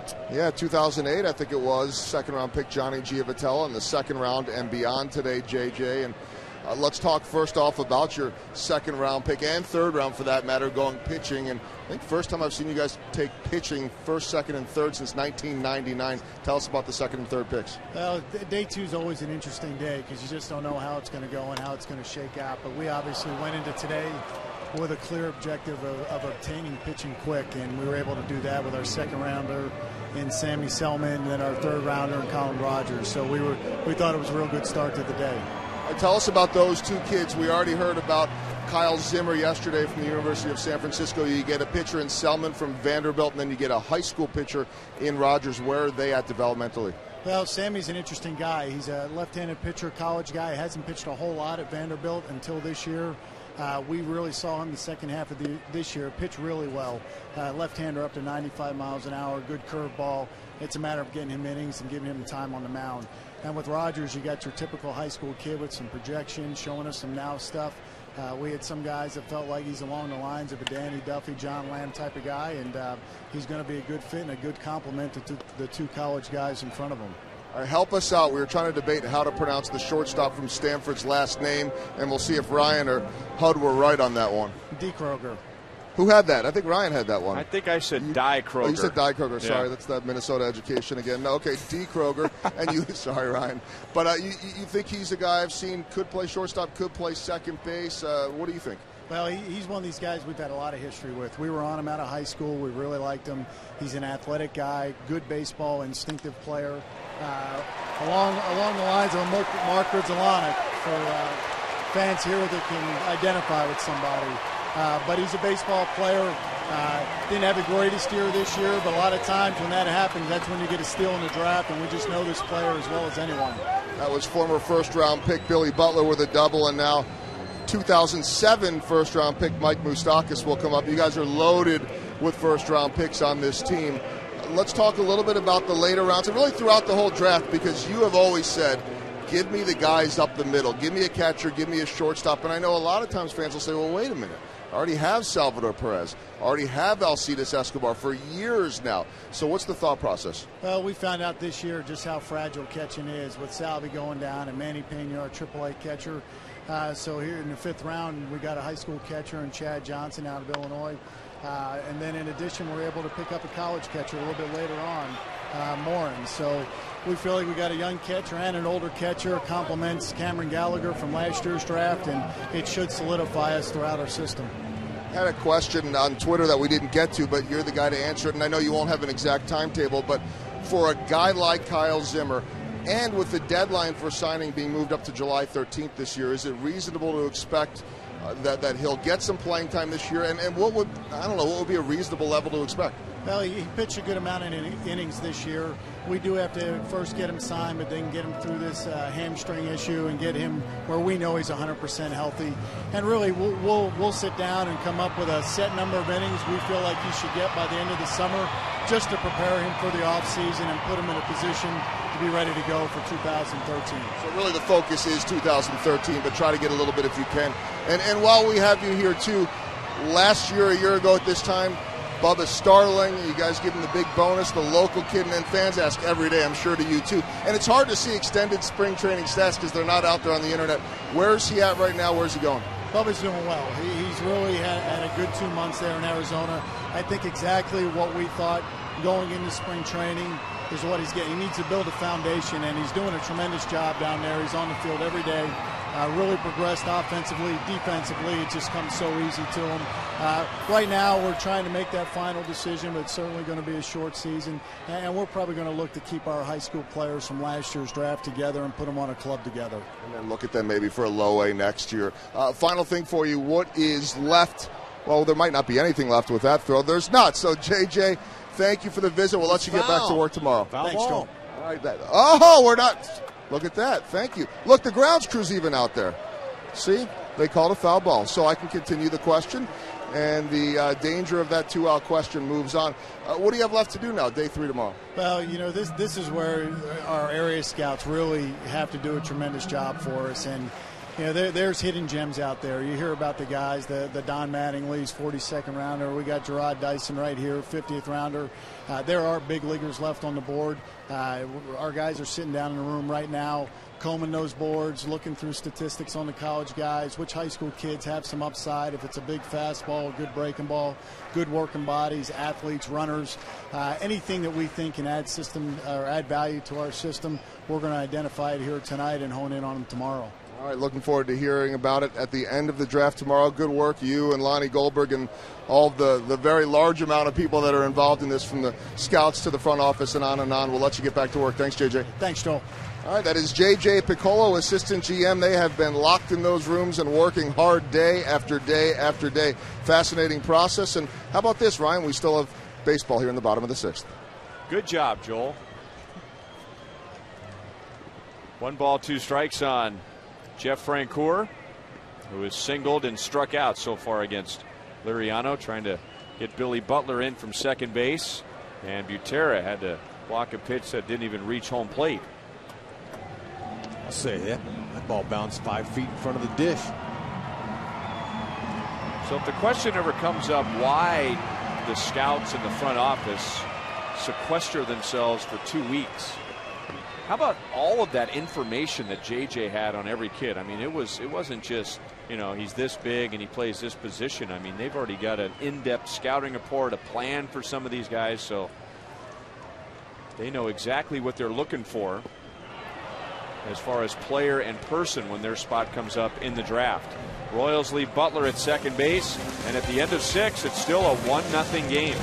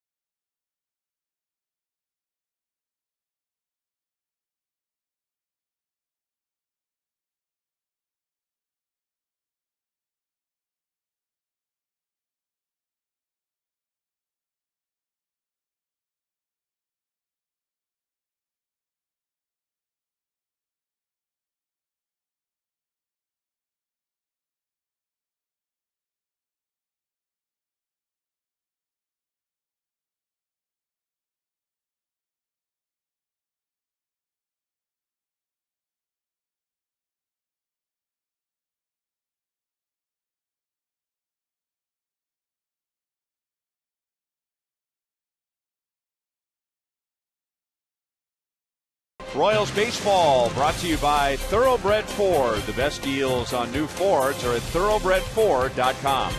And by AT&T Uverse, the new wireless receiver from AT&T Uverse. Visit att.com/freeyourtv. Rethink possible. Bruce Chen has allowed just 2 runners to get past first base in his first 6 innings. Brian Peña had a 2-out RBI single way back in the 2nd inning. And Francisco Liriano, who walked the first batter he faced tonight, Alex Gordon, hasn't walked anybody since, and now he has 8 strikeouts and has allowed just the 1 run in his 6 innings. And as we talked about last inning, Bruce got Josh Willingham in his 11 home runs to end the 6th inning with a man on, and now Morneau bats with nobody on in the 7th. And he's down 0-2. So it looks like the breaking pitches from both lefties are working really well. Morneau just spun like a top. Liriano's slider baffling a lot of guys. But Bruce Chen doing a nice job here, keeping him off balance. So there's not a lot of hitting going on. 4 hits apiece. And not all of the Twins' 4 hits were hard hit. I mean, they've been off balance all night, the Twins have. And Morneau off balance as he was not expecting that fastball. That was a hittable pitch, but he was looking for something off speed, and that's 5 strikeouts for Chen. That's right. He'll shock a lot of guys. Get some guessing up there, and for Morneau, he's got to go. Go ahead. That's a good one. That rhymes for you. Bruce, look at those zeros up there. Keep them coming. That's a winner in the hot watch. Brian Domit is fouled to third, and he is flied out to right field. Hot watch, is Bruce going more than 6? Gets into the 7th inning. Okay, gets into the 7th. That's where he is.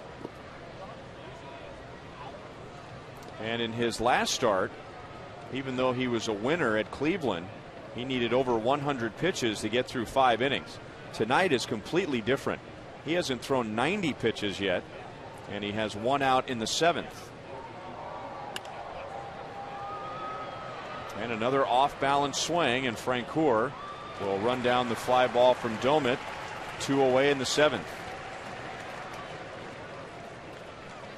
So 1 run, and you go back to the 2nd inning, and it's our AT&T U-verse reverse replay. All right, Hosmer's off to the races. He gets his 4th stolen base. With 2 outs, never know. First pitch swinging, Brian Peña says, I need a steak and we need a run for Bruce. There it was.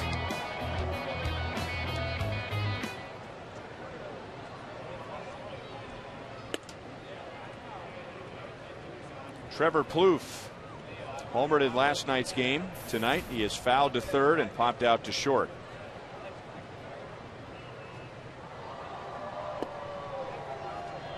Two balls and no strikes.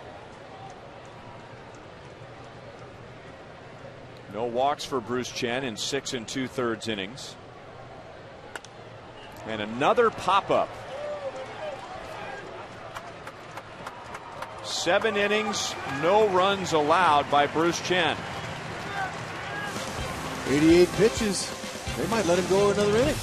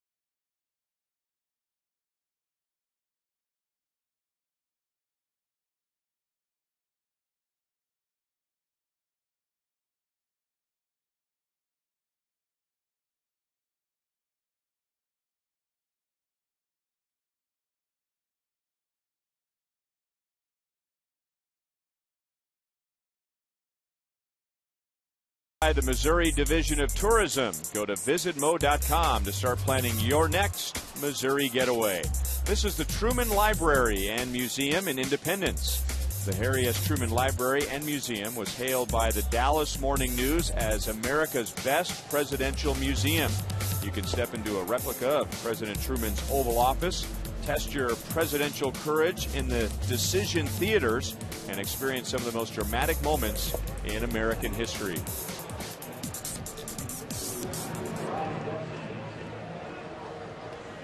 No pitching change, and the Minnesota Twins get 96 pitches and 6 innings out of Francisco Liriano, and now a Chevy call to the bullpen, and the former Nebraska Cornhusker Brian Dunsing will face Eric Hosmer, Brian Peña, and Gerard Dyson. There won't be one Royals hitter disappointed that Liriano's out of this game.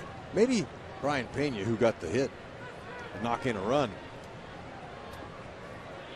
But Dunsing's got a pretty good fastball he's going to feature. You see that? That's around 94 miles an hour. He's got a sinker, slider. He'll cut that ball in on right-handers. He's got a good changeup too, so he's got all the pitches. Born in Marysville, Kansas, grew up in Omaha, where he would attend several Royals games each summer. Hosmer goes the other way, and that ball is down for a leadoff hit. So Hosmer has hit in 8 straight games. He is 1 for 3 tonight.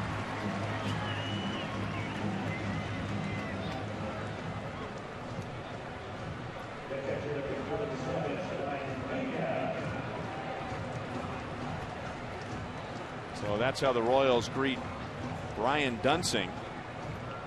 I would have bet you a lot of money, Rex, that after Francisco Liriano was 3-0 with Johnny Giavotella in the first inning, that he was not going to go 6 innings and allow 1 run with 8 strikeouts. Looked like he was going to have a tough time giving the Twins 2 innings tonight. No, his mechanics were off. Gio popped up in foul territory, the 3-1 pitch, and then he went on and got out of the inning.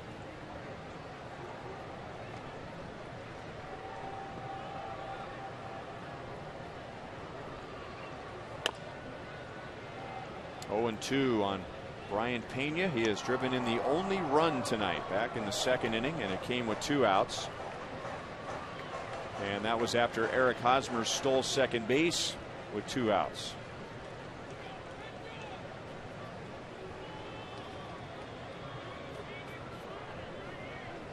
Hosmer swiping his 4th of the year. That was against Liriano. And Peña takes high. It's 1-2. You know, Dunsing, he looks pretty quick home, but Eddie Rodriguez, he holds the keys to the dragster at first and Hosmer to steal. Okay, he's going to let him know. And sometimes after he's done giving signs, he might just not this time. 2 down, nobody on. Sometimes third base coach will just touch a certain part of his hat, maybe his arm, maybe his leg, just one time, and that tells the runner you're going on first move. So they try to hide, you know, he tries to disguise all the signs because the Minnesota Twins coaches in that dugout are all watching Eddie trying to pick the signs, seeing if they can get him.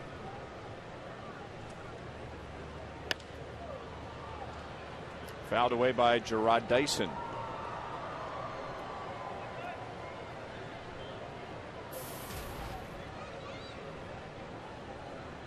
Gerard singled in the 2nd inning. That was on an 0-2 pitch against Liriano, and then grounded out in the 5th.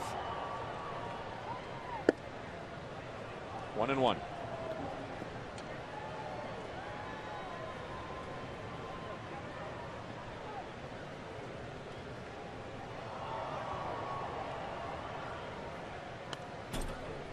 Dunsing went to the University of Nebraska, where he played with Alex Gordon and Jabba Chamberlain, and the Twins drafted him in 2005. He got to the big leagues in 2009, and standing on this mound, he won his first big league game right here at Kauffman Stadium.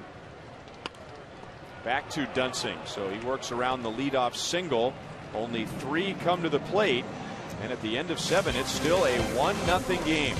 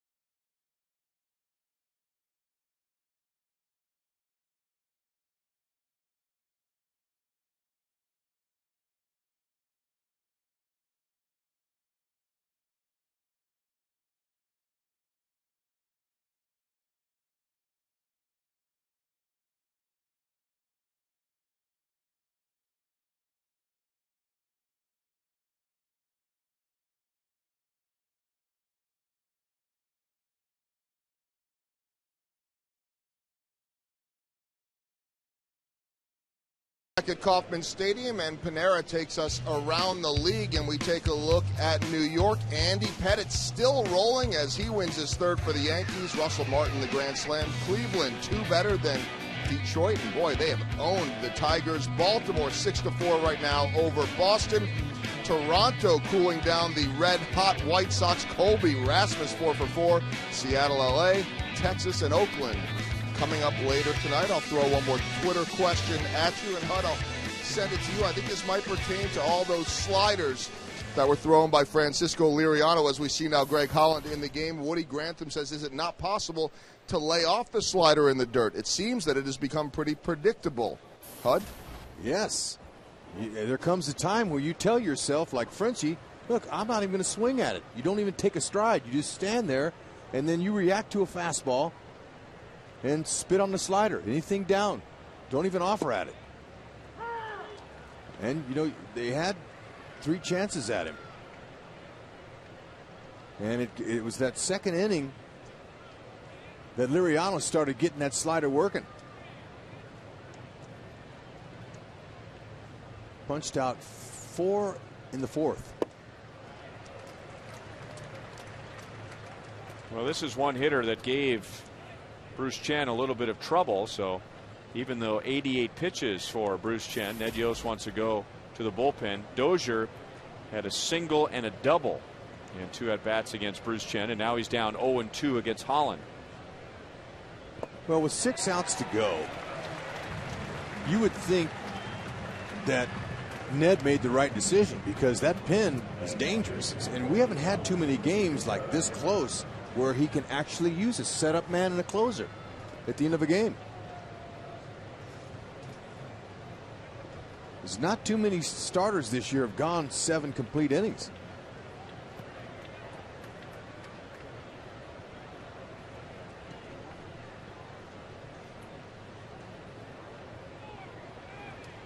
And now Drew Butera, who is 0 for 2 against Bruce Chen.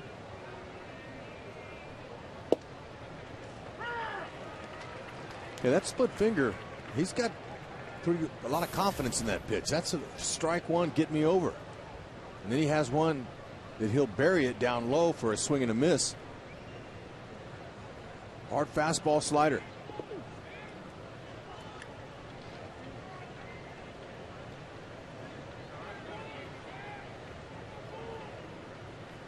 A rough night on the mound last night for the Royals. So they allowed 10 runs, 12 hits, 3 home runs, and now tonight no runs, 4 hits, and 7 1/3 innings. And you know, the Royals have had a knack this year, and we talked about this at the beginning of the broadcast. They have bounced back very quickly from some of their worst games of the year. Play a bad game, come right back and win the next game. And you say, well, what about that 12-game losing streak? Well, there were a lot of well-played games by the Royals during that 12-game losing streak. They weren't kicking the ball all over the place.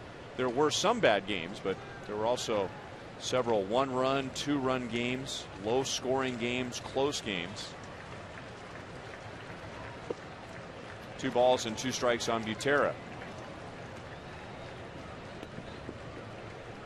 And when you are the #1 starter, when you're the ace, your job is to come in when your team needs you. Stopper is another word to describe another #1 pitcher, meaning stopping a losing streak, even though it's just a 1-game losing streak. But stop it right there and get your team pointed in the right direction, and that's exactly what Bruce Chen and now Greg Holland are working on. Holland is phase 2 and struck them both out. Boy, he's got some great movement tonight. Look at that. That is in over that dish in a heartbeat with some hair on it. A little bit of movement going there.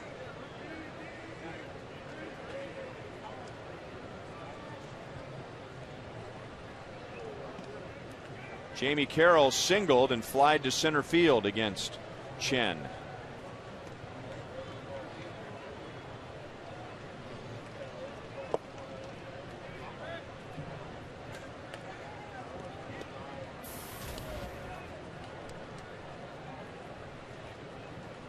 Royals hoping to add on, and in the bottom of the 8th they'll have Escobar, Gordon, and Giavotella.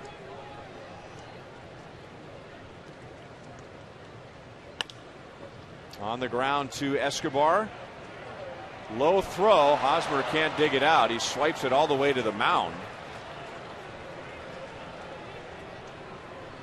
So that extends the inning. Carroll is safe at first base. Okay, that's what speed does. It puts pressure. Escobar comfortable with throwing anything over there. And look at Hosmer. He had it in his glove, just couldn't close it and keep it in. Hosmer wasn't happy because he normally makes these plays, but it's very difficult. It looks easy. That's just a ole. I'm going to guess where it's going, but he stays low to the ground, and he has a knack for having his glove in the right spot. And Escobar is going to be charged with an E.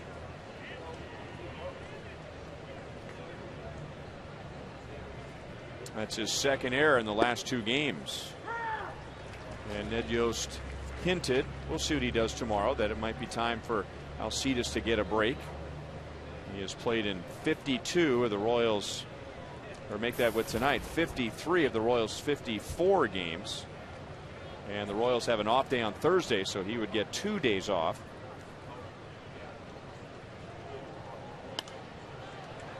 No balls, 2 strikes on Denard Span. He had a bad time against Bruce with a couple of strikeouts and a pop out to short.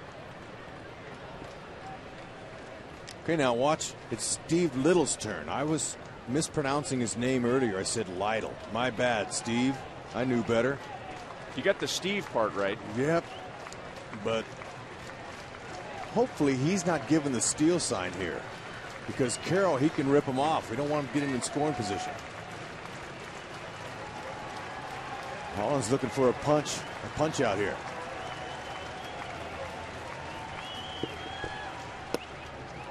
One and 2.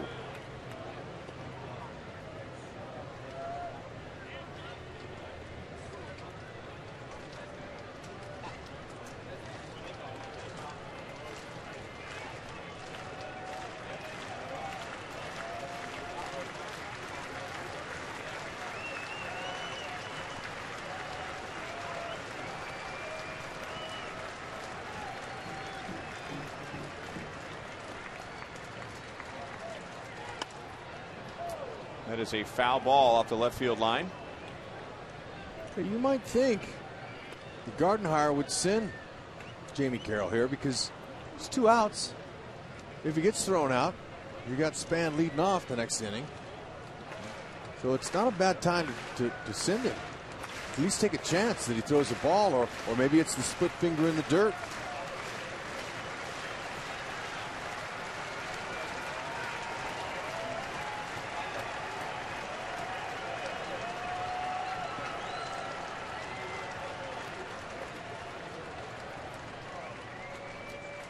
Carroll is not running. Span strikes out for the 3rd time. So Chen and Holland combined for 8 scoreless innings.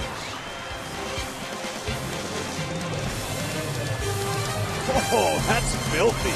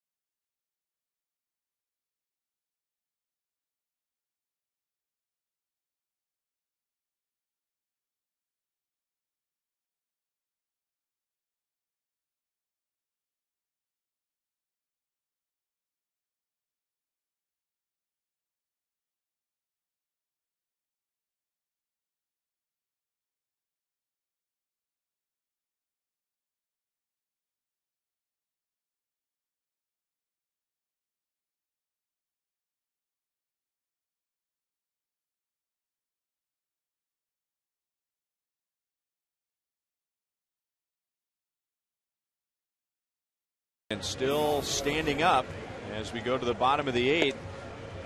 Hey, bring the entire family to Major League Baseball All-Star Fan Fest from July 6th through July 10th at the Kansas City Convention Center's Bartle Hall. Major League Baseball All-Star Fan Fest is an interactive baseball theme park and the largest baseball fan event in the world. You'll get free autographs from Major League Baseball legends and members of the Hall of Fame and much more. To guarantee your preferred date and time slot, buy tickets now at allstargame.com. This is Anthony Swarzak to face Alcides Escobar, Alex Gordon, and Johnny Giavotella. Francisco Liriano went 6 for Minnesota. He gave up the run. A Brian Peña single that drove in Eric Hosmer in the 2nd. Brian Dunsing pitched a scoreless 7th, and now Swarzak, and it is 1-1. See him roll that curveball up there. He's not overpowering with his fastball, about 88 maybe to 92, but a pretty good slider as well. Grounded right to Carroll. Escobar is 0 for 3. 1 away in the bottom of the 8th. Tonight's copyrighted telecast is presented by authority of the Kansas City Royals. They may not be reproduced or retransmitted in any form, and the accounts and descriptions of this game may not be disseminated without the express written consent of the Kansas City Royals Baseball Organization.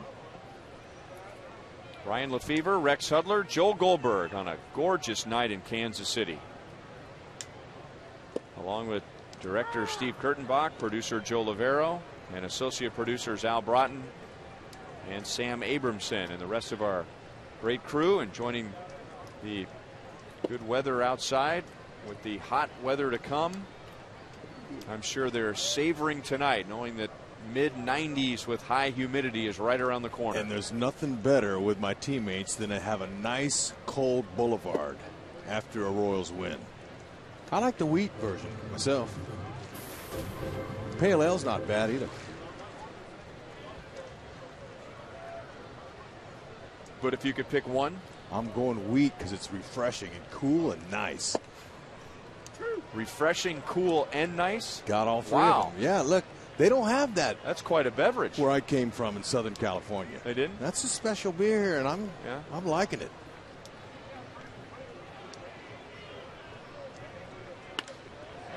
Line to left center field. So the Royals would like to add on. And they have a runner in scoring position with 1 out, and that is also a winner in the hot watch.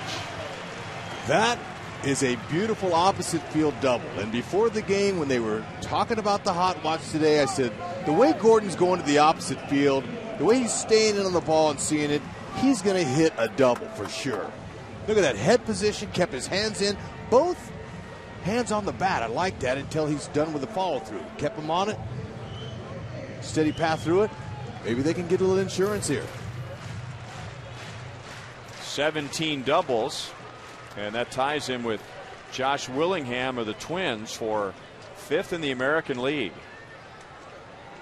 And now Johnny Giavotella, who can turn his night around. He is 0 for 3, but 0 for 3 so far.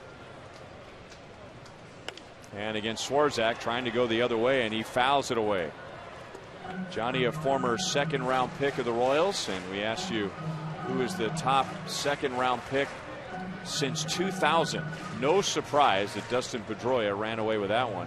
9% thought that Hunter Pence was a better draft pick than Dustin Pedroia. Well, look, now right here, how about we just try to talk him into getting a nice base hit through that drawn-in, that side over there. They're trying to keep Gordon close.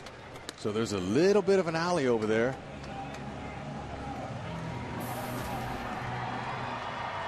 And Gio likes to hit that spot. You see it. 10 out of his 13 hits have been to the middle or to the opposite field.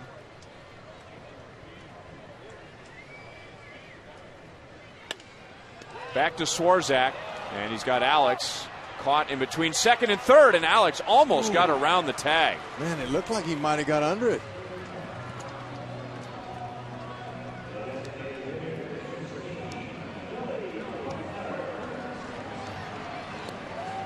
That's a hard play to judge there, okay? You don't a ball back to the mound. You don't want that to happen.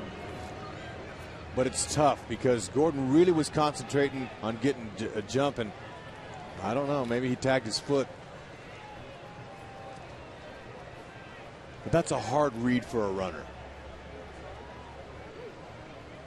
He's anxious. Most balls back to the mound. Sometimes if they go over the pitcher, it's a base hit. He's trying to score the run, so he was a little bit anxious. Billy with half a bat singles to center field. Giavotella is going to run on Span, and he will get to third. That's a 2-hit night for Billy Butler.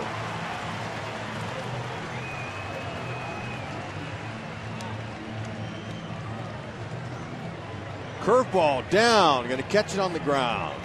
That bat, it died a shattered hero, and he'll take the knock. And how about Gio saying, all right, I'm going to take you, challenge it. Span wisely didn't try to throw him out, because if you throw that ball away, you give him a run. Mitch Meyer is going to run for Billy Butler, and the Twins will make another pitching change. It'll be Glenn Perkins, a lefty, to face Mike Moustakas.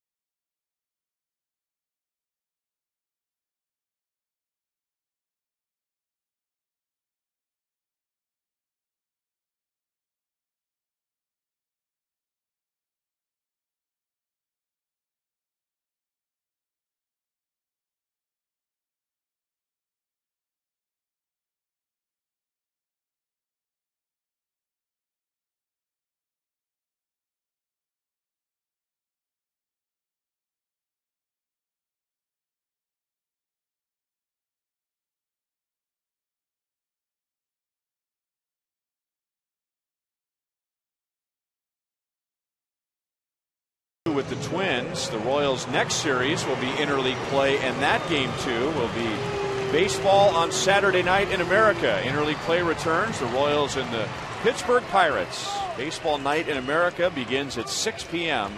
on Fox. So it's Glenn Perkins, a former first-round pick, facing Mike Moustakas, a former first-round pick, and Moustakas had a great cut. Down, no balls and one strike, and trying to give Jonathan Broxton, who's warming up right now, a little more breathing room for the ninth inning. Okay, they're going to throw him nothing but sliders here. Now Moose has to tell himself, I'm not going to pull off of that ball. I'm going to stay on it. He's trying to just get a lousy single here. That's all they need. Now he's down 0-2. For sure you want to try to shorten up your swing. Situational type hitting is called for in this situation here with Glenn Perkins. Fastball, slider. Moustakas has faced him once and he singled. And he got him with a fastball at 96. The Royals strand 2. So it's 1-0 KC to the ninth.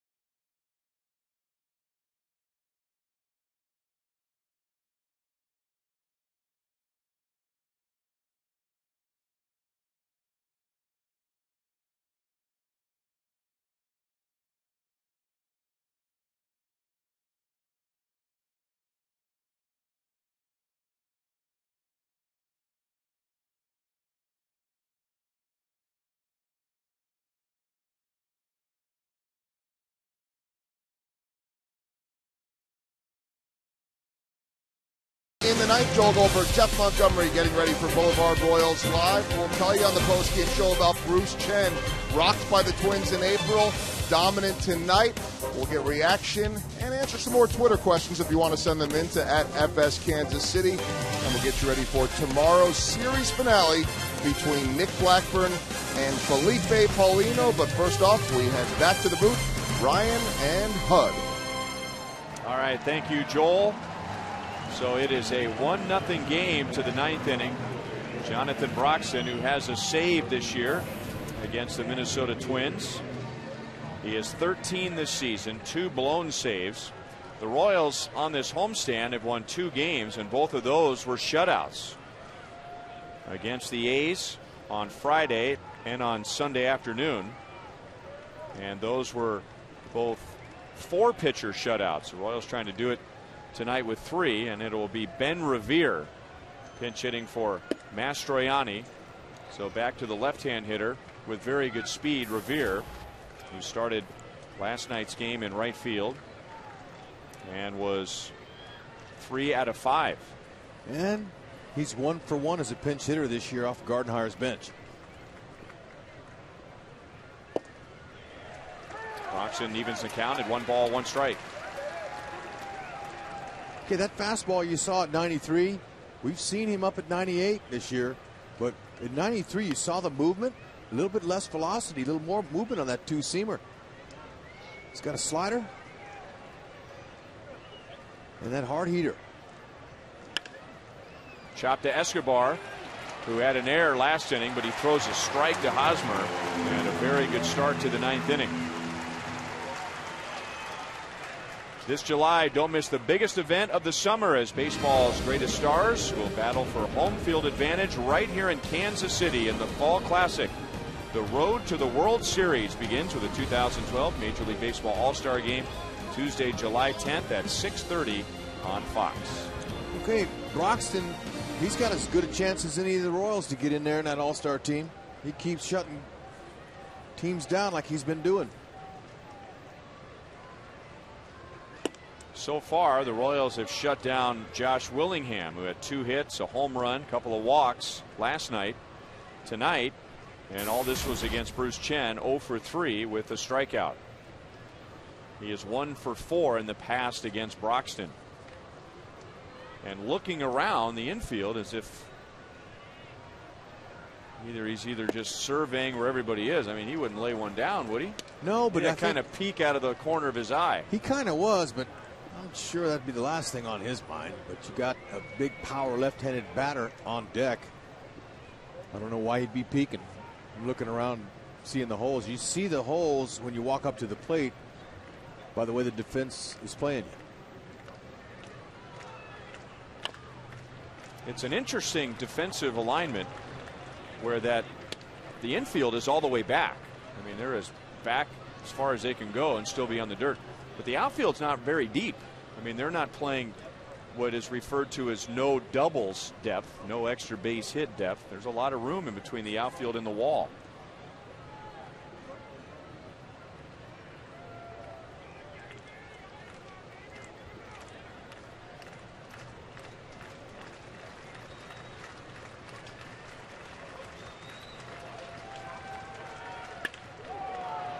To left field.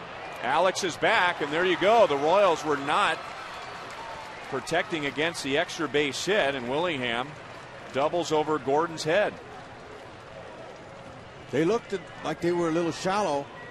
It looked like they were concerned about him dunking one in front of him, but he's a power hitter.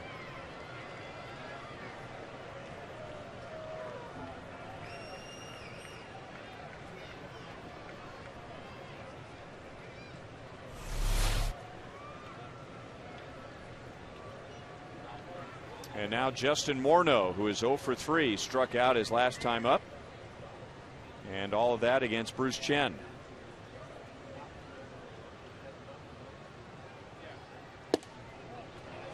Fastball at 95 for strike 1. Morneau faced Bruce Chen or Jonathan Broxton back in April, and Broxton got the save, and Broxton struck him out looking. Yeah, there's Doug Sisson, he's the outfield instructor here. And he just made a sign to the outfielders to play Morneau straight up. And now they're still fairly shallow, the outfielders. Now they want to have a chance to throw him out on a base hit. 1 ball, 1 strike. But with a runner not on second base, the way they were playing Willingham, might have been too shallow. You were right, Ryan. Well, they have more information than I do. I mean, they know Josh Willingham. They know where he hits the ball for his entire career. And it's not like that slipped by the Royals, but they just felt like that was the best depth for Willingham. And Willingham doubles on a ball that didn't quite reach the warning track. Morneau was all mixed up with that swing, and it's 1 ball, 2 strikes.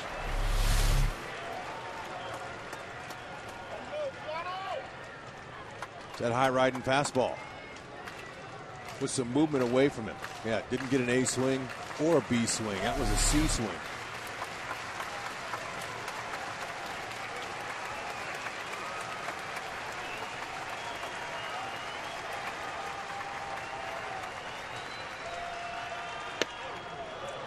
Overthrown. 2 balls, 2 strikes. Bruce Chen went 7 innings, gave up 4 hits, only 1 extra base hit. Greg Holland faced 4 and struck out 3 in the 8th. And now Broxton in the 9th. Royals going for their first win in this series and their 6th shutout of the year.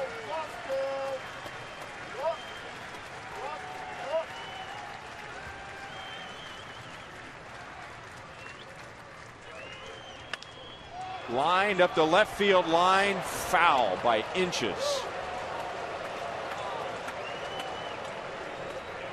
Woo, that was really close. So Morneau, he's not going for a power stroke. He understands the situation. He's just trying to make some contact. He's not up there trying to hit a ball a mile with a big swing. Just missed. He might have just earned himself a slider down and in. But be careful down there too.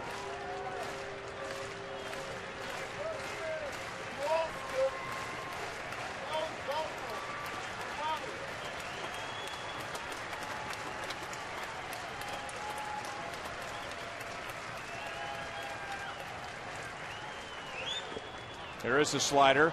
Bouncing away from Peña, but he's on it quickly. Willingham is not a fast runner. And now 3 balls, 2 strikes on Morneau. So after you throw a guy a pitch up and away, a hard fastball, and he goes with the pitch, that was the right call, but just a little bit low. Willingham doesn't want to get thrown out there. So good job by Brian Peña keeping that ball right near him so they wouldn't advance.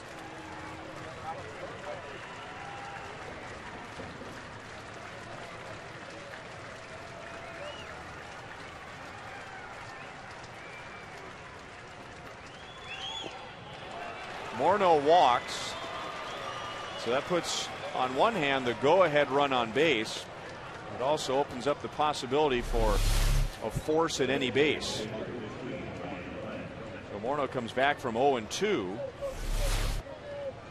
And now Ned Yost sweating it out a bit in the Royals dugout as Ryan Domit comes to the plate, and nobody has more experience on the Twins roster against Jonathan Broxton than Ryan Domit. 7 at-bats. He has 1 hit, and Broxton has struck him out 4 times.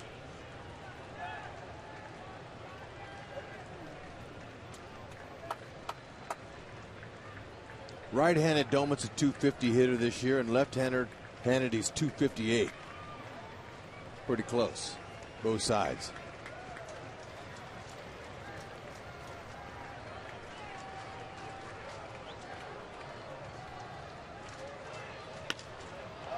Left field, Alex is there, and there are 2 outs.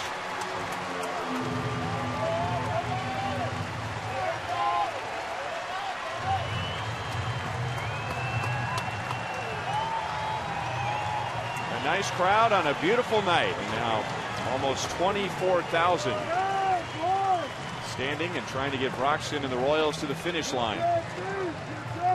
2 on, 2 out. And Broxton going up against Trevor Plouffe.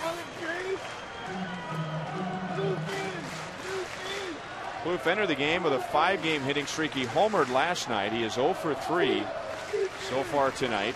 And this will be his first at bat against Broxton. Willingham is the runner at second. Morneau is at first.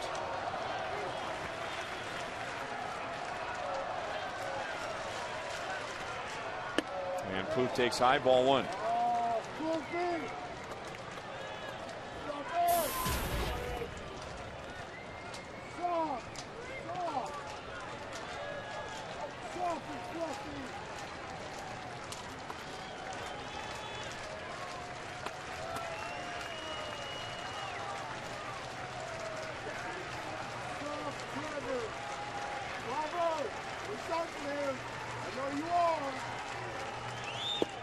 Good pitch over the inside.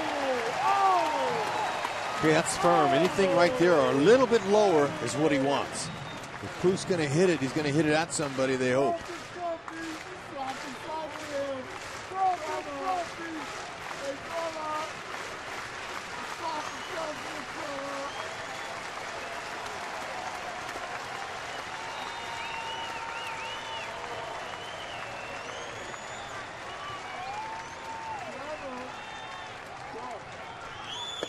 Almost got him on the chin.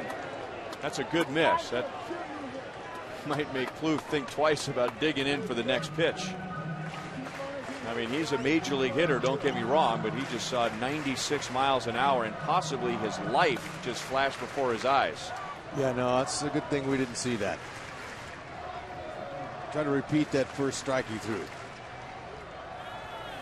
With 1 out, Willingham doubled. Morneau came back from 0-2 and walked. And Domit flied to left.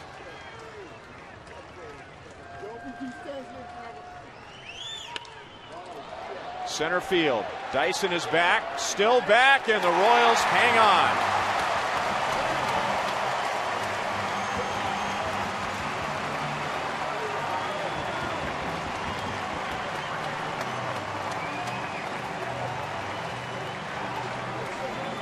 So the Royals assure themselves of at least a break-even homestand as they win their 3rd, with the final game coming up tomorrow night. Royals survive a scare in the 9th inning. And for the 6th time this year, they shut out an opponent. And for the first time since August of 2010, the Royals win a 1-0 game.